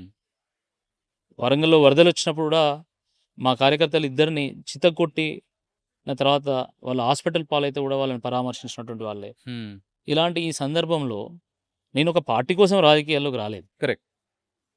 నేను ప్రజలకు ఏదైనా చేయాలనే తపనతోనే వచ్చిన. దానికొక నన్ను వెహికల్ పార్టీ. నమ్ముకున్నటువంటి వాళ్ళని నేను కాపాడుకోలేనప్పుడు హ్మ్. నాకు ఈ పార్టీ అవసరమా హ్మ్. అనేటువంటి ఆలోచనతో నేను భారతీయ జనతా పార్టీకి రాజీనామా చేసిన. హ్మ్. నాకెప్పుడు పార్టీ అంటే ద్వేషం లేదు, పార్టీ అంటే కోపం లేదు. నేను ఇష్టపడి బీజేపీలో జాయిన్ అయ్యాను. కరెక్ట్. కానీ అక్కడ ఉన్నటువంటి కొంతమంది నాయకుల కారణంగా నిరాశ చెంది, ఆవేదనతోనే నేను అప్పుడు బీజేపీ నుంచి బయటకు వచ్చిన తర్వాత, అప్పుడు బీఆర్ఎస్‌లో ఉన్నటువంటి నాయకులు నన్ను ఆహ్వానించడం జరిగింది బీఆర్ఎస్‌లోకి. ముఖ్యంగా కేటీఆర్ గారిని కలిసిన తర్వాత వారు ఒకే మాట చెప్పాను. నేను 25 ఏండ్లు యాక్టివ్ పాలిటిక్స్‌లో ఉంటా. హ్మ్. నాతో పాటు జర్నీ చేయి. హ్మ్. మిగతావన్నీ నేను చూసుకుంటానన్నా. హ్మ్. ఎందుకంటే తాను సిమిలర్ కైండ్ ఆఫ్ బ్యాక్‌గ్రౌండ్ నుంచి వచ్చాడు. కరెక్ట్. తాను యూఎస్‌కెళ్ళిండు. అక్కడే చదువుకున్నాడు. అక్కడ he used to work there. Then he came back. So, మన యాస్పిరేషన్స్ ఎలా ఉంటాయి అంటే ఏజ్ గ్రూప్ కూడా మ్యాచ్ దగ్గరలో అవుతుంది ఉంటాం అవును. కాబట్టి, మన ఆలోచనలు, మన యాస్పిరేషన్స్ అవన్నీ కూడా అర్థమవుతాయి కాబట్టి, ఒక్క మాటలో సమ్మరైజ్ చేసి చెప్పాడు. హ్మ్. నాకు కూడా నమ్మకం ఏర్పడ్డది. పల్లా రాజేశ్వరరెడ్డి గారు నన్ను కేటీఆర్ గారి దగ్గరికి తీసుకెళ్తే, కేటీఆర్ గారితో మాట్లాడిన తర్వాత, ఆ నమ్మకం ఏర్పడిన తర్వాత, then I decided to join BRS. Hmm. ఇది if you have to give a mathematical analogy, Pythagoras theorem లాగా రకరకాల సొల్యూషన్స్ ఉంటాయిగా ప్రాబ్లమ్‌కి. మీరు ఈ సొల్యూషన్ కాదు వేరే సొల్యూషన్ ఎంచుకుందామని డిసైడ్ అయ్యారు. అంతే. దట్స్ వన్ వే టు అంటే put it. That was the last resort. Last resort for you. మిగతా అన్ని ట్రై చేసిన తర్వాత ట్రై ఇంకా చేసిన అవ్వట్లేదు. తర్వాతనే ఏదో ఊరికే ఒక టికెట్ కోసం బయటకొచ్చేంత బలహీనుడిని కాదు నేను. హ్మ్. హ్మ్. హ్మ్. హ్మ్. అంత వీక్ మెంటాలిటీ కాదు. రైట్. బట్ నేను చాలా సిట్యుయేషన్స్‌ని ఫేస్ చేసిన తర్వాత then I came to a decision that I need to take a different direction. Sir మీరు అన్ని ఆప్షన్స్ ట్రై చేసిన తర్వాత యూ సెడ్ యూ మూవ్డ్. అయితే బయట నాలాంటి వాళ్ళకి జనరల్‌గా ఉన్న ఒక పర్సెప్షన్ గురించి అడుగుతాను మిమ్మల్ని. టికెట్ రాకపోతే మారిపోతారు. ఈ పార్టీ కాకపోతే ఆ పార్టీ కాకపోతే ఇంకో పార్టీకి వెళ్ళిపోతారు. ఒక ఆలోచన ఉంది. That's the truth. I'm trying to be frank here. కొంతమంది బహుశా చేస్తారేమో, అందరూ అలా చేస్తారు అనను నేను. How would you address that issue? అంటే ఇప్పుడు ఎలా అనిపిస్తుందంటే మాకు, అంటే మీకు ఇప్పుడు టికెట్ రాకపోతే మారిపోతారా? ఇదేమన్నా కార్పొరేట్‌లో ఆఫీస్ లాగానా, నచ్చకపోతే ఇంకో ఆఫీస్‌కి వెళ్ళిపోవడానికి అన్న ఒక థాట్ ప్రాసెస్ అయితే గ్యారంటీగా ఉంది in people. What would you say to that? See party మారాలని ఎవరు అనుకోరు యాక్చువల్‌గా. మారడం కూడా సరైనటువంటిది కాదు. కానీ రాజకీయ నాయకులకు కూడా కొన్ని సందర్భాలు ఏర్పడతాయి. తాను ఎంచుకున్నటువంటి సిద్ధాంతాలు, వాటితోని పార్టీ వ్యవహారం ఒక కాన్‌ఫ్లిక్ట్‌గా మారినప్పుడు, హ్మ్. మనం పాటిస్తున్నటువంటి విలువలు దాంతోని పార్టీకి ఒక కాన్‌ఫ్లిక్ట్ ఏర్పడ్డప్పుడు, then politicians will come to a conclusion hmm. That they have to end the relationship with the party. Hmm. అయితే కొన్ని సందర్భాల్లో ఏందంటే, రాజకీయ నాయకులు ఈ రకంగా కూడా ఉంటారు. ఏంటంటే మాకు టికెట్ రాలేదు కాబట్టి మేము పోతాం వేరే పార్టీ. టిపికల్ ఎలక్షన్స్ ముందర చూస్తాం ఇది ఎక్కువ. అదే కాదు, టికెట్ వచ్చి గెలిచిన తర్వాత కూడా స్విచ్ చేస్తారు. స్విచ్ అవుతారు. సో పీపుల్ ఏంటంటే ఎవరిని ఎట్లా చూడాలనో అట్లనే చూస్తారు. ఇప్పుడు కొంతమంది పార్టీ మారినా కూడా వాళ్ళ లీడర్షిప్ని ప్రజలు యాక్సెప్ట్ చేస్తారు. ఎందుకంటే దానికో బలమైనటువంటి నేపథ్యం ఉంటుంది. వాళ్ళు పార్టీ మారడమే కరెక్ట్ అని కూడా భావిస్తారు ప్రజలు. కొన్ని సందర్భాల్లో ఏంటంటే తమ స్వార్థం కోసం పార్టీ మారుతున్నప్పుడు మాత్రం ప్రజలు దాన్ని యాక్సెప్ట్ చేయరు. ఇప్పుడు పార్టీ మారినంత మాత్రాన వాళ్ళు వేస్ట్ లీడర్సు, వాళ్ళ సమాజానికి అవసరం లేదు అని చెప్పడానికి వీల్లేదండి. ఎందుకంటే ఇప్పుడు కేసీఆర్ గారు తెలుగుదేశం పార్టీ నుండి వారు బయటకు వచ్చి ఒక పార్టీ పెట్టాడు. అవును. అట్లా చంద్రబాబు నాయుడు గారు ఫస్ట్ కాంగ్రెస్లో ఉండే, దాని తర్వాత తెలుగుదేశంలోకి వచ్చాడు. అట్లా మీరు చాలామంది మన చుట్టూ ఉంటారు. వాళ్ళు కొన్ని సిచ్యువేషన్స్ కారణంగా వాళ్ళు పార్టీ మారుతారు, కానీ వాళ్ళు ఎంచుకున్నటువంటి పందాన్ని మాత్రం విడిచిపెట్టారు. That is a beauty. Right. So నా విషయంలో ఏం జరిగింది అంటే నేను నా పూర్తి శక్తి మేరకు నేను పార్టీ కోసము ప్రజల కోసం నేను పనిచేసిన తర్వాత కంప్లీట్గా బీజేపీ అంటే రాకేష్ రెడ్డి అంటే బీజేపీ అన్న చందంగా వరంగల్లో నేను ఎదిగిన తర్వాత నన్ను కంప్లీట్గా ఐసోలేట్ చేసినటువంటి సందర్భాన్ని నేను జీర్ణించుకోలేకపోయాను. నేను ఒక్కనే కదా నాయకుడు అంటే, నాయకుడు ఒక్కడ ఉండడండి, నాయకులు వెనకాల కార్యకర్తలు ఉంటారు. ఈ విషయం మర్చిపోవద్దు. సరే, కార్యకర్తలను కూడా తాను కాపాడుకోలేనటువంటి సందర్భంలో నాయకుడు ఒక నిర్ణయం తీసుకోవాల్సి వస్తుంది. ఎందుకంటే ఒక నాయకుడికి కార్యకర్తకు ఉన్నటువంటి అనుబంధం అది చాలా ప్రత్యేకమైనది. కొన్ని సందర్భాల్లో అది కుటుంబ సభ్యులతో ఉన్నటువంటి బంధానికంటే చాలా గొప్పగా ఉంటుంది. ఎందుకంటే మనం కుటుంబ సభ్యులతో కంటే కార్యకర్తలతోనే ఎక్కువ సమయం గడుపుతాం. నిజం. మన లక్ష్యం గురించి, మన ఆలోచనల గురించి మనం వాళ్ళతో అనేక సందర్భాల్లో మనం మన వైఖరిని మనం షేర్ చేసుకుంటూ ఉంటాం. కార్యకర్త లేకపోతే నాయకుడు లేడండి. అందుకనే కార్యకర్త యొక్క అభిప్రాయానికి అనుగుణంగా నాయకుడు కొన్ని సందర్భాలు నడుచుకోవాల్సి వస్తుంది. అటువంటి ఆ సందర్భాలు కూడా ఏర్పడతాయి. మన కార్యకర్తల్ని మనం కాపాడుకోలేనప్పుడు, మన కార్యకర్తల యొక్క యాస్పిరేషన్స్ మనం ఫుల్ఫిల్ చేసేటువంటి వాతావరణాన్ని మన పార్టీ క్రియేట్ చేయనప్పుడు, మనం నిస్సహాయులుగా మిగిలిపోయినప్పుడు ఒక సందర్భం ఏర్పడుతుంది, పార్టీ మారాల్సినటువంటి సందర్భం ఏర్పడుతుంది. అట్లా ఆ సందర్భం ఏర్పడ్డ తర్వాత మాత్రమే నేను మారాను. ఒక్కొక్కరికి రీజన్ ఉంటుంది. Correct. I'm not saying that అంటే పార్టీ మారడం కరెక్ట్ అని నేను చెప్పట్లేదు. పార్టీ మారడం సరైనటువంటిది కాదు. కానీ కొన్ని ప్రత్యేక పరిస్థితుల్లో ఆ సందర్భాలు ఏర్పడ్డప్పుడు రాజకీయ నాయకుడు ఆ పార్టీని వేరే పార్టీకి మారకపోతే, లేదా ఆ పార్టీని విడిచిపెట్టకపోతే తన స్వేచ్ఛతోని తన భావాలకు అనుగుణంగా, తన విలువలకు అనుగుణంగా పనిచేయలేడు. రైట్. తన వాళ్ళని తను కాపాడుకోలేడు, తను నమ్ముకున్న ప్రజలను కూడా కాపాడలేడు. So that's the time you take that decision. Yes. Okay, ఇది మీ విషయంలో అర్థమైందండి. ఇప్పుడు మనకి కార్పొరేట్ సెటప్లో కాంపిటీటర్స్ దగ్గర పనిచేయకూడదు, కూలింగ్ ఆఫ్ పీరియడ్ ఉంటుంది. 6 months 1 year. Should something like that be introduce. Like for example మీరు ఎలక్షన్ గెలిచారు, ఆర్ వెంటనే స్విచ్ చేశారు, కూలింగ్ ఆఫ్ పీరియడ్ లాంటి ఏదైనా పెట్టాలా? Again it's random thought, I understand. చాలా మీకు వేగ్గా అనిపించవచ్చు. ఎందుకు అడుగుతున్నానంటే, కొన్నిసార్లు ఒక పార్టీని చూసి ఓటేస్తారు, కొన్నిసార్లు ఒక లీడర్ని చూసి ఓటేస్తారు. సే ఫర్ ఎగ్జాంపుల్ పార్టీని చూసి ఓటేశారు, కానీ ఆ టైంలో ఆ లీడర్ అక్కడ వేరే పార్టీకి వెళ్ళిపోయారు. Then the voter feels like I been cheated. అలాంటి ఒక ఫీలింగ్ వస్తుంది. డెఫినెట్లీ. అందుకనే కదా మన దగ్గర డిఫెక్షన్ లా వచ్చింది, ఫిరాయింపుల చట్టం వచ్చింది. అందుకనే అంటే ఒక పార్టీ గుర్తు మీద గెలిచిన తర్వాత ఇంకో పార్టీలో జాయిన్ అయినప్పుడు సహజంగా తన పదవిని తాను కోల్పోతాడు. Correct. That is the law. Correct. But unfortunately ఏంటంటే లాలో లూప్ హోల్స్ ఉంటాయి కదా, ఆ లూప్ హోల్స్ని వాడుకొని వీళ్ళు వాళ్ళ పదవిని అట్టి పెట్టుకొని వాళ్ళు రాజకీయాలు చేస్తూ ఉంటారు. But end of the day ఏంటంటే డెమోక్రసీలో ఖచ్చితంగా 5 ఏళ్ళకు ఒకసారి ప్రజల దగ్గరికి వెళ్ళాల్సి వస్తుంది. దాన్ని ఎవరు కూడా తప్పించుకోలేరు. కరెక్ట్. అది ప్రధానమంత్రి కావచ్చు, ముఖ్యమంత్రి కావచ్చు, ఎవరైనా కావచ్చు. 5 yearsకి ఒకసారి ఖచ్చితంగా ప్రజల దగ్గరికి వెళ్ళాల్సి వస్తుంది. అప్పుడు ప్రజలు ధీటైనటువంటి సమాధానం చెప్తారు. సో అదే the check point in our democracy election. Right, got it. ఇప్పుడు this another controversial that happens. గెలిచిన పార్టీ కాదు కానీ ఓడిపోయిన ప్రతి పార్టీ మన ఈవీసీలు ట్యాంపర్డ్ అంటారు. Now I don't expect something like that from you. Somebody's going to Bits Definitely Pilani, not. Definitely somebody who not. understands technology. Random గా అంటే మళ్ళీ అదే పార్టీ వాళ్ళు నెక్స్ట్ టైం గెలుస్తారు, అప్పుడు ఈవీఎంలు పనిచేసాయి అంటారు. This beats logic. We hear this a lot from Congress party.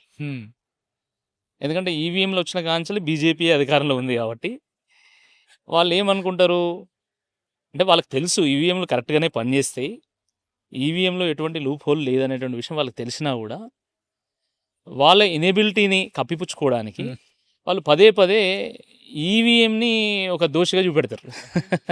ఇప్పుడు ఇదే కాంగ్రెస్ పార్టీ తెలంగాణలో గెలిస్తే ఈవీఎంలు బాగా పనిచేస్తాయి, అదే నేషనల్ లెవెల్ ఓడిపోతే ఈవీఎంల వల్లనే మేము ఓడిపోయినాం. ఈ డైకాటమీని ప్రజలు జీర్ణించుకోలేకపోతున్నారు. So they have to stop talking such rubbish things. ఎందుకంటే ఇప్పుడు జెన్జీ వచ్చిందండి, they are seeing comedians in politics. వాళ్ళు భరించలేకపోతున్నారు ఇలాంటివి కూడా అంతా కూడా. అందుకనే ఒక్కోసారి ఏంటంటే పాలిటిక్స్ అనగానే వాళ్ళు అసహించుకునేటువంటి పరిస్థితి ఏర్పడతా ఉంది. ఇప్పుడు అంటే ఏమనుకుంటారంటే రాజకీయ నాయకులు కొంతమంది ప్రజల అమాయకులు, మేము ఏం చెప్తే అది నమ్ముతారు అని అనుకుంటారు. ప్రజలే విజ్ఞులు, ఈ ప్రజలు తయారు చేస్తేనే నువ్వు నాయకుడు అయినావు. ఆ విషయం నువ్వు మర్చిపోయి మేము ఏం చెప్తే వాడు నమ్ముతారులే అని అనుకుంటావు. That's why you always you keep facing defeats also. Correct. ప్రజల్ని తక్కువ అంచనా వేసినప్పుడు, ప్రజలకు ఉండేటువంటి శక్తిని తక్కువ అంచనా వేసినప్పుడు, ప్రజలకు ఉండే విజ్డమ్ని మీరు తక్కువ అంచనా వేసినప్పుడు you will face a defeat. India ఎంత బ్యూటిఫుల్ కంట్రీ అంటే ఎక్కడో గూడెంలో తండాలో ఉన్నటువంటి చివరి వ్యక్తి కూడా రాజకీయ చైతన్యం కలిగి ఉంటాడు. గుర్తుపెట్టుకోండి, ఒక నార్మల్ కామన్ మ్యాన్ ట్రైబల్ ఏరియాలో అట్లాంటి ప్రాంతంలో కూడా ఎంతో రాజకీయ చైతన్యం కలిగి ఉంటాడు. గుర్తుపెట్టుకోండి. సో మీరు గ్రామాల్లోకి తండాలకు వెళ్తే ఆడు 10 మంది కూర్చొని మాట్లాడుకుంటారు. రేవంత్ రెడ్డి ఇట్లెందుకు చేసిండు, కేటీఆర్ ఎట్లెందుకు చేసిండు, కేసీఆర్ ఏం చేస్తున్నాడు, ఇవన్నీ మాట్లాడుకుంటారు. కరెక్ట్. మనం ఏమనుకుంటాం, వాళ్ళకి ఏం తెలియదు అని అనుకుంటాం. They know everything, they will take decisions at right time appropriately. మీరు జెన్జీ అన్నారు, I'll come to Gen Z. But before that, Rajamouli గారి సినిమాలు ఎందుకు హిట్ అవుతాయంటే ఒక ఫార్ములా ఉంది. ఏంటంటే హీరో కంటే కూడా యాక్చువల్లీ ఒపోజిషన్ ఇంకా స్ట్రాంగ్గా ఉంటాడు, అంటే ప్రతి నాయకుడు ఇంకా స్ట్రాంగ్గా ఉంటాడు.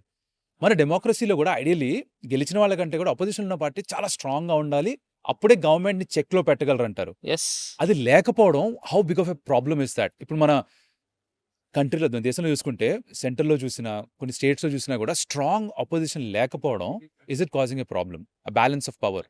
డెమోక్రసీ ఎప్పుడు కూడా వైబ్రెంట్గా ఉండాలి. అంటే అధికార పక్షం ఎంత బలంగా ఉంటుందో ప్రతిపక్షం కూడా అంతే బలంగా ఉండాలి. రైట్. ప్రజలు కూడా ప్రతిపక్షానికి బలం చేకూర్చాలి. ఎందుకంటే ప్రతిపక్షం ఎప్పుడు కూడా ప్రజల పక్షంగా ఉంటుంది, ప్రజల తరపున ప్రశ్నిస్తూ ఉంటుంది, ప్రభుత్వానికి ఒక చెక్ పాయింట్ లాగా ఉంటుంది. కాబట్టి ప్రతిపక్షం బలంగా ఉన్నప్పుడే ప్రజాస్వామ్యం ఫరిడ వెళ్తుంది. ఇప్పుడు ప్రతిపక్షం బలంగా లేదనుకోండి, అధికార పక్షము ఇష్టారాజ్యంగా పరిపాలన చేస్తుంది. ఎంత దోపిడీ అయినా చేసుకోవచ్చు, ఎంత వక్రమార్గంలో అయినా పరిపాలన చేయొచ్చు, అడిగేటోడు ఉండడు, ప్రజలకు నిలదీసేటువంటి శక్తి ఉండదు. కాబట్టి ఎప్పుడు కూడా ప్రతిపక్షానికి బలం చేకూర్చే విధంగా ప్రజలు వ్యవహరించాలి. వన్ సైడెడ్ తీర్పులు మంచివి కాదు డెమోక్రసీలో. So people will lose power.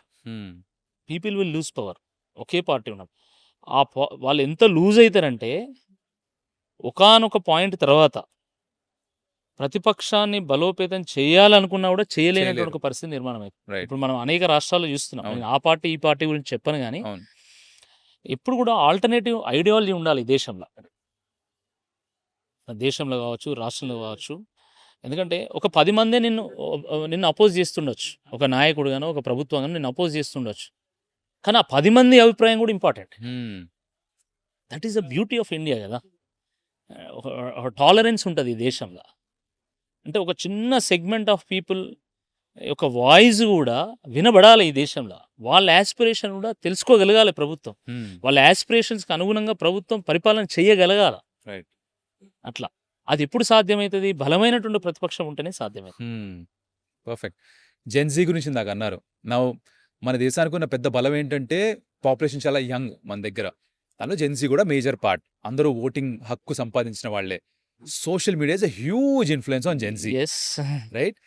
Social మీడియాతో ఏం చేస్తారో నేపాల్‌లో చూసాం. I'm not saying something like that will happen in India. Probably size of the country and everything is lot of different things here. But social media ఇప్పుడు ఎంత important రోల్‌గా మారింది say in a political parties existence, a politicians existence. Definitely. I mean social media has become part and parcel హ్మ్. Of the political work. A party కూడా ఈరోజు social మీడియాని ignore చేసి రాజకీయాలు చేసేటువంటి పరిస్థితి లేదండి. For that matter any leader also. హ్మ్. ఎందుకంటే ప్రతి ఒక్కరి చేతిలో స్మార్ట్ ఫోన్ వచ్చేసింది. కరెక్ట్. స్మార్ట్ ఫోన్ మన చేతిలో ఉంది అంటే ప్రపంచం అంతా మన చేతిలో ఉన్నట్టే. కాబట్టి ఎస్పెషల్లీ జెన్జీ ఏమైపోయిందంటే 100% Gen Z is connected to smart phone. హ్మ్. ఓకే. అండ్ వాళ్ళకు ఆ టెక్ సావీ నేచర్‌తోని, ఆ ఇంక్విజిటివ్‌నెస్‌తోని వాళ్ళు సొసైటీని లీడ్ చేయగలిగే సిచ్యువేషన్‌కి వస్తున్నారు. హ్మ్. ఇప్పుడు ఫర్ ఎగ్జాంపుల్ మీరన్నారు. ఇప్పుడు ఒక విషయము ఆర్టికులేషన్ ఎంత ఇంపార్టెంట్ రాజకీయాల్లో అని మీరన్నారు. హ్మ్. ఆ ఆర్టికులేషన్ పక్కన పెడితే ఈరోజు రీల్స్ చాలా ఇంపార్టెంట్ అయిపోయినాయి. ఎందుకంటే అటెన్షన్ స్పాన్ ఎక్కువ లేదు. అవును. అవును. ఇప్పుడు 1 మినిట్ వీడియోని ఎవరు చూడరు. హ్మ్. 15 మినిట్స్‌లో, హాఫ్ అన్ అవర్‌లో, హాఫ్ మినిట్‌లో నువ్వు కన్వే చేయాలనుకుంటున్నది ఏదో ఒక రీల్ ద్వారా కన్వే చేయగలగాలి. హ్మ్. సో, వాళ్ళది చేయగలుగుతున్నారు. వాళ్ళు దాన్నే ఆస్వాదిస్తారు. అలానే ఉండాలి ప్రపంచం అని కోరుకుంటారు. హ్మ్. కాబట్టి social media has become a weapon today. హ్మ్. అండ్ పొలిటికల్ పార్టీస్ కూడా జెన్‌జీస్ లేదా యంగ్‌స్టర్స్ యొక్క ప్యాషన్‌కి అనుగుణంగా, వాళ్ళ లైఫ్ స్టైల్‌కి అనుగుణంగా మారాల్సొస్తుంది. హ్మ్. మన పాలిటిక్స్‌ని మార్చుకోవాల్సొస్తుంది. వాళ్ళ యాస్పిరేషన్స్‌కి అనుగుణంగా కూడా మన పాలిసీస్‌ని, మన విధానాల్ని మార్చుకోవాల్సినటువంటి పరిస్థితి ఏర్పడతా ఉంది. ఎలక్షన్స్‌ని ఇన్‌ఫ్లూయెన్స్ చేస్తున్న సోషల్ మీడియా అని మనం వేరే కంట్రీస్‌లో కూడా చూస్తున్నాం. Yeah. Right? For that matter US అయినా ఆర్ వేరే ఏ కంట్రీస్ ఎలక్షన్స్ అయినా కూడా సోషల్ మీడియా ద్వారా ఇన్‌ఫ్లూయెన్స్ చేస్తున్నారని చెప్పేసి. అయితే ఇప్పుడు మీరు రీల్స్ చాలా ఇంపార్టెంట్ అయిపోయాయి అన్నారు కదా! పర్సనల్లీ మీరు ట్విట్టర్ పైన ఎక్కువ యాక్టివా? ఇన్‌స్టాగ్రామ్ పైన ఎక్కువ యాక్టివా మీరు? Because I think going forward my assumption is my thesis is this hypothesis that election campaigning కూడా సోషల్ మీడియా మీదకి వచ్చేస్తుందని నా ఫీలింగ్. ఎక్కువ శాతం where everything is propagated through social media. Already వచ్చేసింది. ఆల్రెడీ ఎలక్షన్ క్యాంపెయిన్ అనేది ఎక్కువ శాతం ఇప్పుడు సోషల్ మీడియాలోనే నడుస్తుంది. Be it Twitter or be it Insta or be it WhatsApp or even YouTube. Right. So, చాలా మారిపోయింది. సో, ఇప్పుడు ఒకప్పుడు న్యూస్ ఎట్లా ఉండేది? ఇవాళ ఒక ఈవెంట్ జరిగితే అది తెల్లారి మనం పేపర్‌లో నెక్స్ట్ డే వచ్చేది. చూసేవాళ్ళం. అవును. అవును.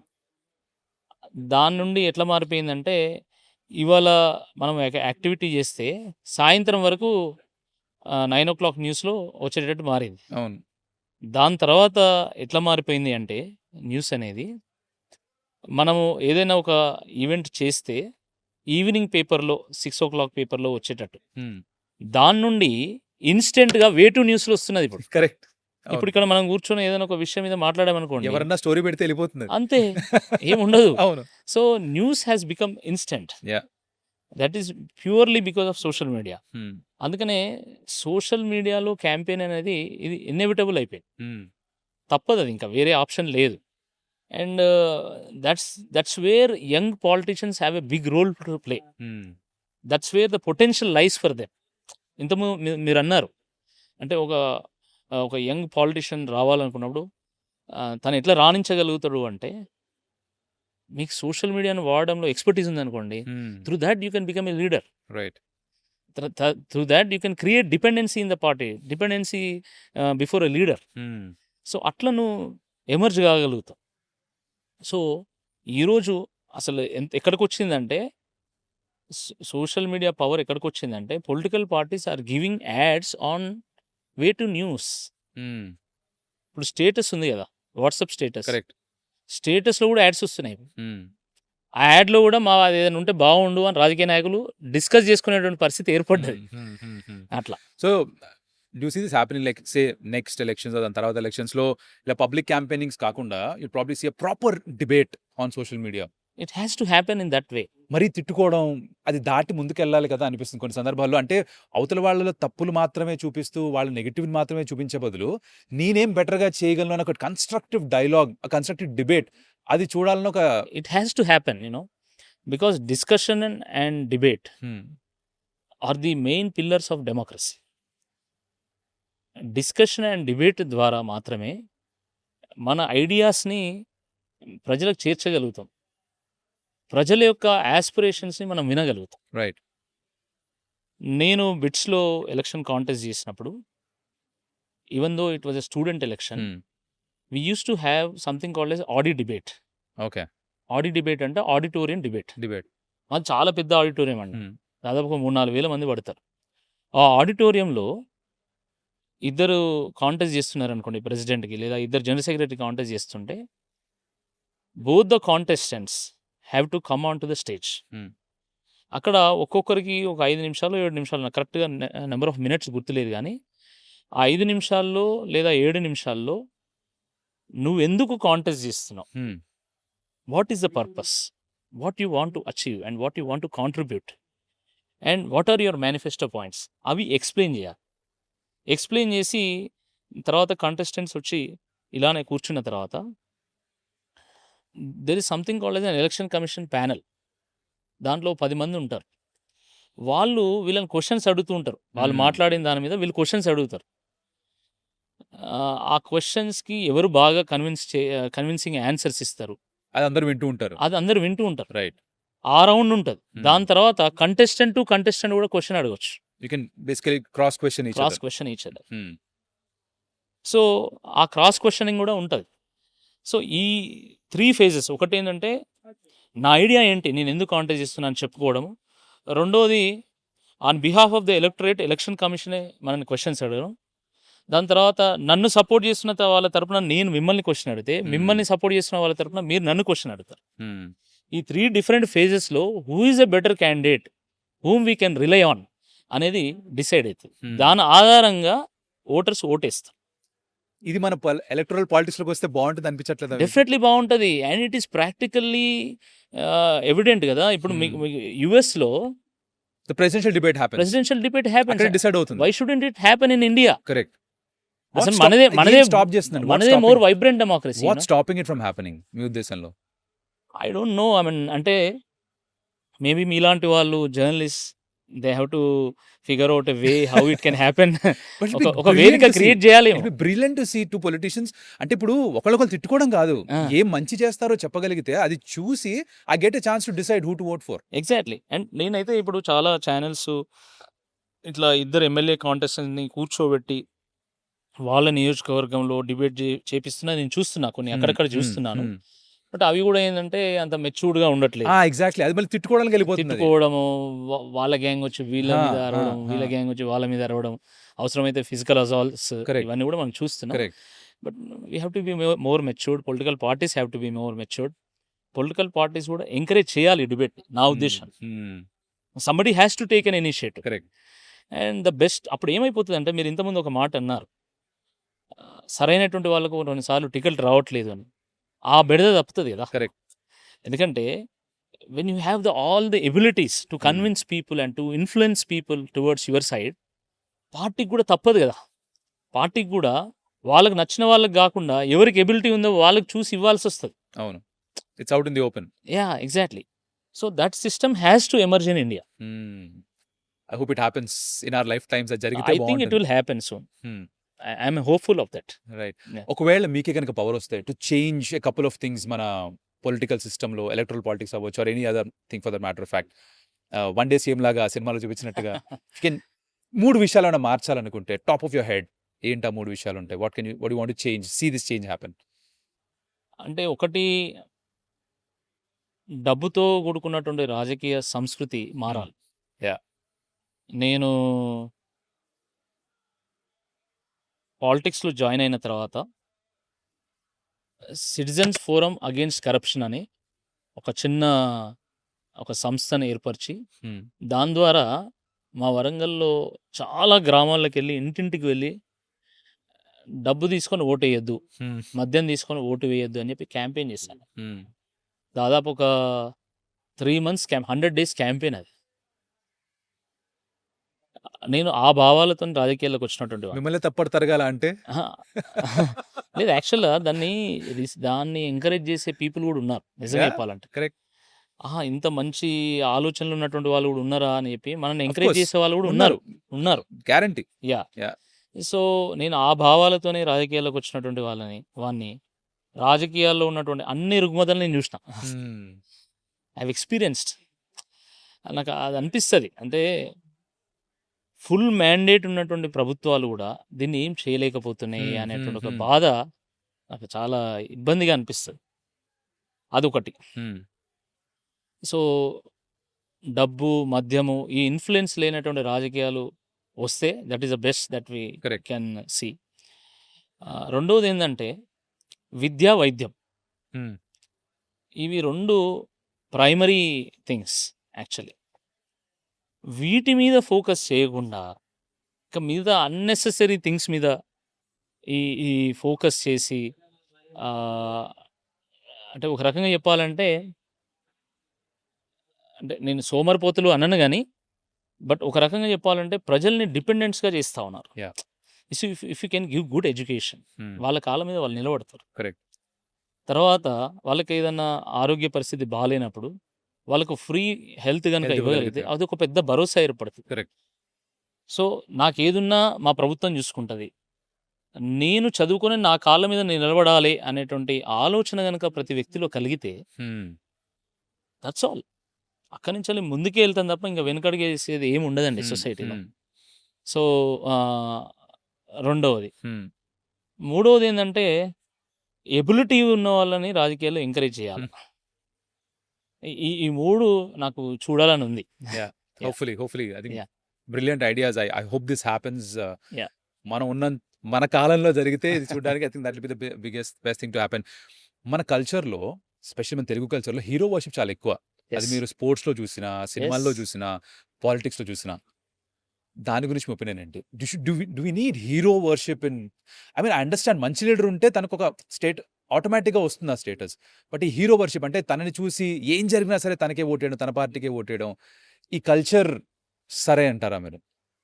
అంటే మనకు చూడ్డానికి చాలా వింతగా అనిపిస్తది గానీ but this is the reality. Yeah.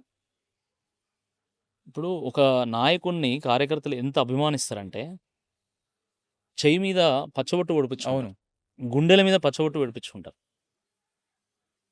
ఇప్పుడు నా పేరు రాసుకున్నటువంటి వాళ్ళు కూడా ఉన్నారు. నా బొమ్మను వేసుకున్నటువంటి వాళ్ళు కూడా ఉన్నారు. కొన్ని సందర్భాల్లో ఎట్లుంటదంటే ఎలక్షన్ వస్తది. వాళ్ళ నాయకుడికి టికెట్ ఇయ్యకపోతే వీళ్ళు కిరోసిన్ పోసుకొని అవును. చనిపోవాలనుకుంటారు. కరెక్ట్. లేకపోతే ఒక పెద్ద టీవీ టవర్ ఎక్కి ఆ నుంచెల్లి దూకాలని ప్రయత్నం చేస్తా ఉంటారు. మనకు చూడ్డానికి చాలా వింతగా అనిపిస్తది. కానీ తన నాయకుడికి ఉన్నటువంటి ఆశయం,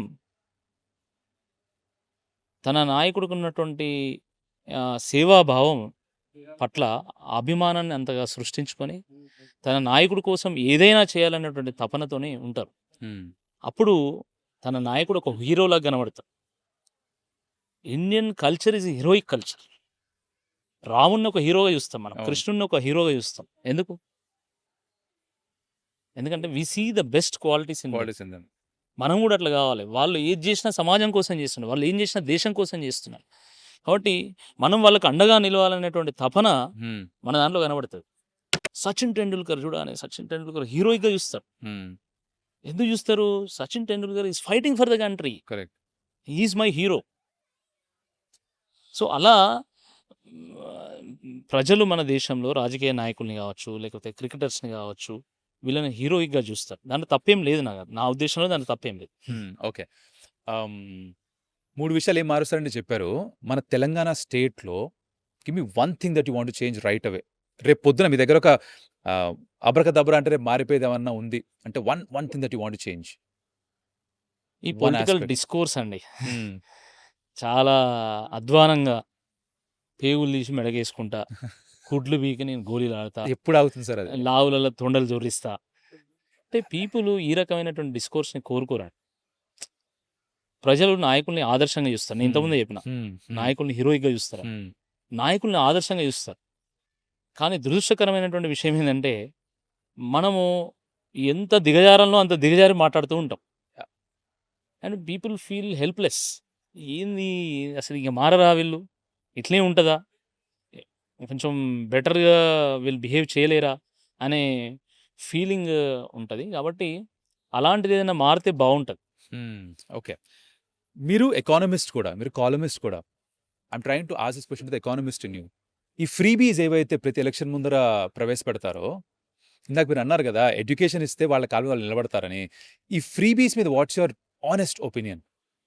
అంటే వెల్ఫేర్ అవసరం.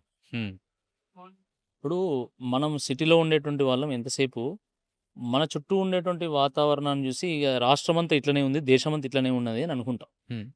అలా ఉండదండి. నోరు లేని అభాగ్యులు ఎంతో మంది ఉంటారు ఈ దేశంలో. ఇప్పుడు ఉదాహరణకి వృద్ధులు ఉంటారు, వితంతువులు ఉంటారు, ఒంటరి మహిళలు ఉంటారు, వృత్తులను కోల్పోయినటువంటి వాళ్ళు ఉంటారు, ఆదరణ కోల్పోయినటువంటి వాళ్ళు ఉంటారు.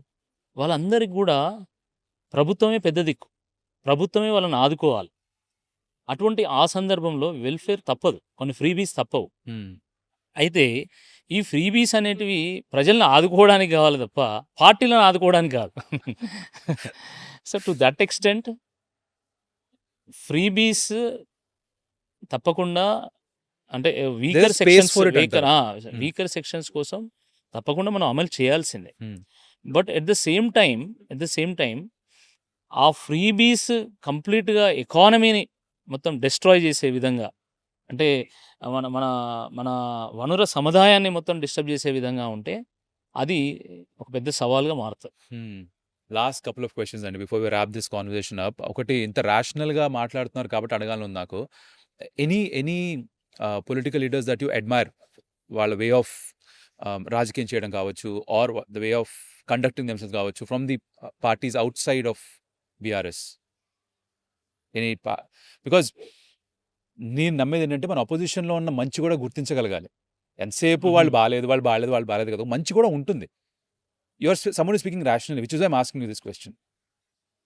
అంటే దేశంలో చాలామంది నాయకులు ఉన్నారు, మంచిగా కాండక్ట్ చేసుకునేటువంటి వాళ్ళు చాలామంది ఉన్నారు. ఇప్పుడు ఈ మధ్య కాలంలో ఆమ్ ఆద్మీ పార్టీ నుండి there is an MP, Rajya Sabha MP, నాకు కరెక్ట్గా పేరు గుర్తుకు రావడం లేదు, Chadha, Raghav Chadha. Correct. Is bringing up issues, Gen Z issues అని ముందు తీసుకొస్తున్నారు, క్రియేటర్ ఎకానమీ గురించి మాట్లాడుతున్నారు. కొంత రేషనల్ డిస్కషన్ ముందు తీసుకొచ్చేటువంటి ప్రయత్నం చేస్తా ఉన్నారు. అట్లా చాలా మంది ఉన్నారు. అట్లా నేను బీజేపీలో బీజేపీలో చాలా మంది నాయకులు నాకు పర్సనల్గా తెలుసు. అంటే వాళ్ళు ఎంత తపన చెందుతారు దేశం గురించి, ప్రజల గురించి అనేటువంటి విషయం కూడా నాకు తెలుసు. Since you asked only from opposition, I have to genuine కావాలని అడిగాను. బికాజ్ మా పార్టీలో అయితే కేటీఆర్ గారు మా పార్టీలో డెఫినెట్లీ ఒక ఆదర్శం, there is no doubt about it. ఎందుకంటే ఎంత ఫెయిర్గా సమాజం గురించి ఆలోచిస్తాడో అసలు చెప్పలేం. బయట నుంచి చూసే పీపుల్ ఏమో కేటీఆర్ అంటే అహంకారము అట్లా ఇట్లా అని మాట్లాడతారు, కానీ చాలా మోడర్న్గా, చాలా ఫ్రాంక్గా, చాలా ఫ్రీగా ఉండేటువంటి వ్యక్తి కేటీఆర్. ఓపెన్గా ఉంటారు, ఏదైనా అవుతుంది అంటే అవుతుంది అని చెప్తారు, లేదా లేదు అని చెప్తారు. అందరిలాగా దాన్ని దాచి, దాన్ని తత్సారం చేసి, దాన్ని ఇంకేదో చేసి ఆ టైప్లో ఉండరు కేటీఆర్ గారు. ఎంతసేపు ప్రజలు, మన ప్రాంతము, మన తెలంగాణ తత్వము, వీటి గురించే తన ఆలోచన మొత్తం తిరుగుతూ ఉంటారు. At the same time new generation aspirations ఏంటి, వాళ్ళ ఛాలెంజెస్ ఏంటి, వాటిని ఎట్లా ట్యాకిల్ చేయాలి, ఈ పార్టీని జెన్జీ పార్టీగా ఎట్లా మలచాలి అనే ఆలోచన కూడా రెగ్యులర్గా చేస్తూ ఉంటారు. అండ్ ఎబిలిటీ ఉన్న వాళ్ళని ఐడెంటిఫై చేస్తారు, వాళ్ళకి కొంత స్పేస్ ఇస్తాడు, వాళ్ళతో మాట్లాడతాడు, వాళ్ళ వాళ్ళ వాళ్ళ ప్యాషన్ ప్రకారం వాళ్ళని ఎంకరేజ్ చేస్తారు. సో కేటీఆర్ అయితే ఇప్పుడున్న జనరేషన్కి ఒక మంచి ఇన్స్పిరేషన్ అని చెప్పొచ్చు. ఎలా టీ హబ్ని కూడా ప్రమోట్ చేశారు, T Hub, T Works, We Hub, correct, TS iPASS, so many new ideas. Correct. That is the beauty of having youngsters in politics. ఎందుకంటే కొత్త ఆవిష్కరణలు చేయగలుగుతారు యంగ్స్టర్స్. తర్వాత పూర్తి సమర్పణ భావంతో పనిచేస్తారు, ఎనర్జీతో పనిచేస్తారు, ఒక ప్యాషన్తో పనిచేస్తారు, నిస్వార్థ భావంతో పనిచేస్తారు, కొంత సాక్రిఫైస్ ఉంటుంది, దేశభక్తి ఉంటుంది, ఇవన్నీ ఉంటాయి. కాబట్టి youth can actually change the dynamics of politics. ఆ ముఖ చిత్రాన్ని మార్చగలుగుతారు వాళ్ళు, ఆ శక్తి ఉంటుంది. అదే నా నెక్స్ట్ క్వశ్చన్ మీకు, జస్ట్ వైండ్ దిస్ అప్. మీరున్న state of life that your in, BITS పిలానీలో చేసి right? Born in mid-80s and stuff like that. మీరు కరెక్ట్‌గా బ్రిడ్జ్‌లా ఉన్నారు. ఈ కొత్త జనరేషన్‌కి అండ్ ముందున్న జనరేషన్ వాళ్ళకి మధ్య వారధిలా ఉన్నారు మీరు. ఈ జెన్‌జీకి ఈ జెన్ ఆల్ఫా అనండి వాళ్ళకి మీరు ఇచ్చే వచ్చిన మెసేజ్ ఏమన్నా ఉంటే what would that be? How can they make the society better? How can they make Telangana better? See అంటే లీడర్ కావాలనుకున్న ప్రతి ఒక్కరు రాజకీయాలకు రావాల్సినటువంటి అవసరం లేదు. వాళ్ళ ఫీల్డ్స్‌లో వాళ్ళు లీడర్ కావచ్చు. But if somebody wants to come into politics, నేను చెప్పేది ఏంటంటే be yourself. Identify your special skill. ఆ స్కిల్‌తోని సమాజాన్ని కన్విన్స్ చేసేటువంటి ఒక ప్రయత్నం చేయి. నీకంటూ ఒక టీం తయారు చేసుకో. ఆ టీముని నమ్ముకొని, నీ స్కిల్‌ని నమ్ముకొని నువ్వు ముందుకొస్తే తప్పకుండా నువ్వు విజయం సాధించగలుగుతావు. అందులో ఎటువంటి అనుమానం లేదు. నిక్కచ్చిగా నిలబడగలగాలి. ఎందుకంటే రాజకీయాలంటే అది ముళ్ళబాట. అది నిప్పుల మీద నడక. ఎన్నో అవమానాలుంటాయి, సత్కారాలుంటాయి, చీత్కారాలుంటాయి, అన్నీ ఉంటాయి. ఉగాది పచ్చడిలా ఉంటది. షడ్‌రుచులుంటాయంటారు. షడ్‌రుచులుంటాయి. వాటన్నిటి మధ్యలో మనం ఒక తొవ్వ దొరకబట్టుకొని ఒక రేవుకు రావాల్సి ఉంటది. నేను ఇంతకుముందు చెప్పినట్టుగా నువ్వు ఇట్ల పో, అట్ల పో అని చెప్పడానికి ఉండదండి రాజకీయాల్లో. ఎవరి దారి వాళ్ళు వెతుక్కోవాలి. ఎందుకంటే ఒక్కొక్కరిలో ఒక స్పెషాలిటీ ఉంటది. ఆ స్పెషాలిటీకి అనుగుణంగా లీడర్‌ని, పార్టీని, సమాజాన్ని కన్విన్స్ చేస్తూ ముందుకెళ్లాల్సి ఉంటది. Brilliant. Just to end this on lighter note, మీరు సినిమాలు చూస్తారా? చూస్తా.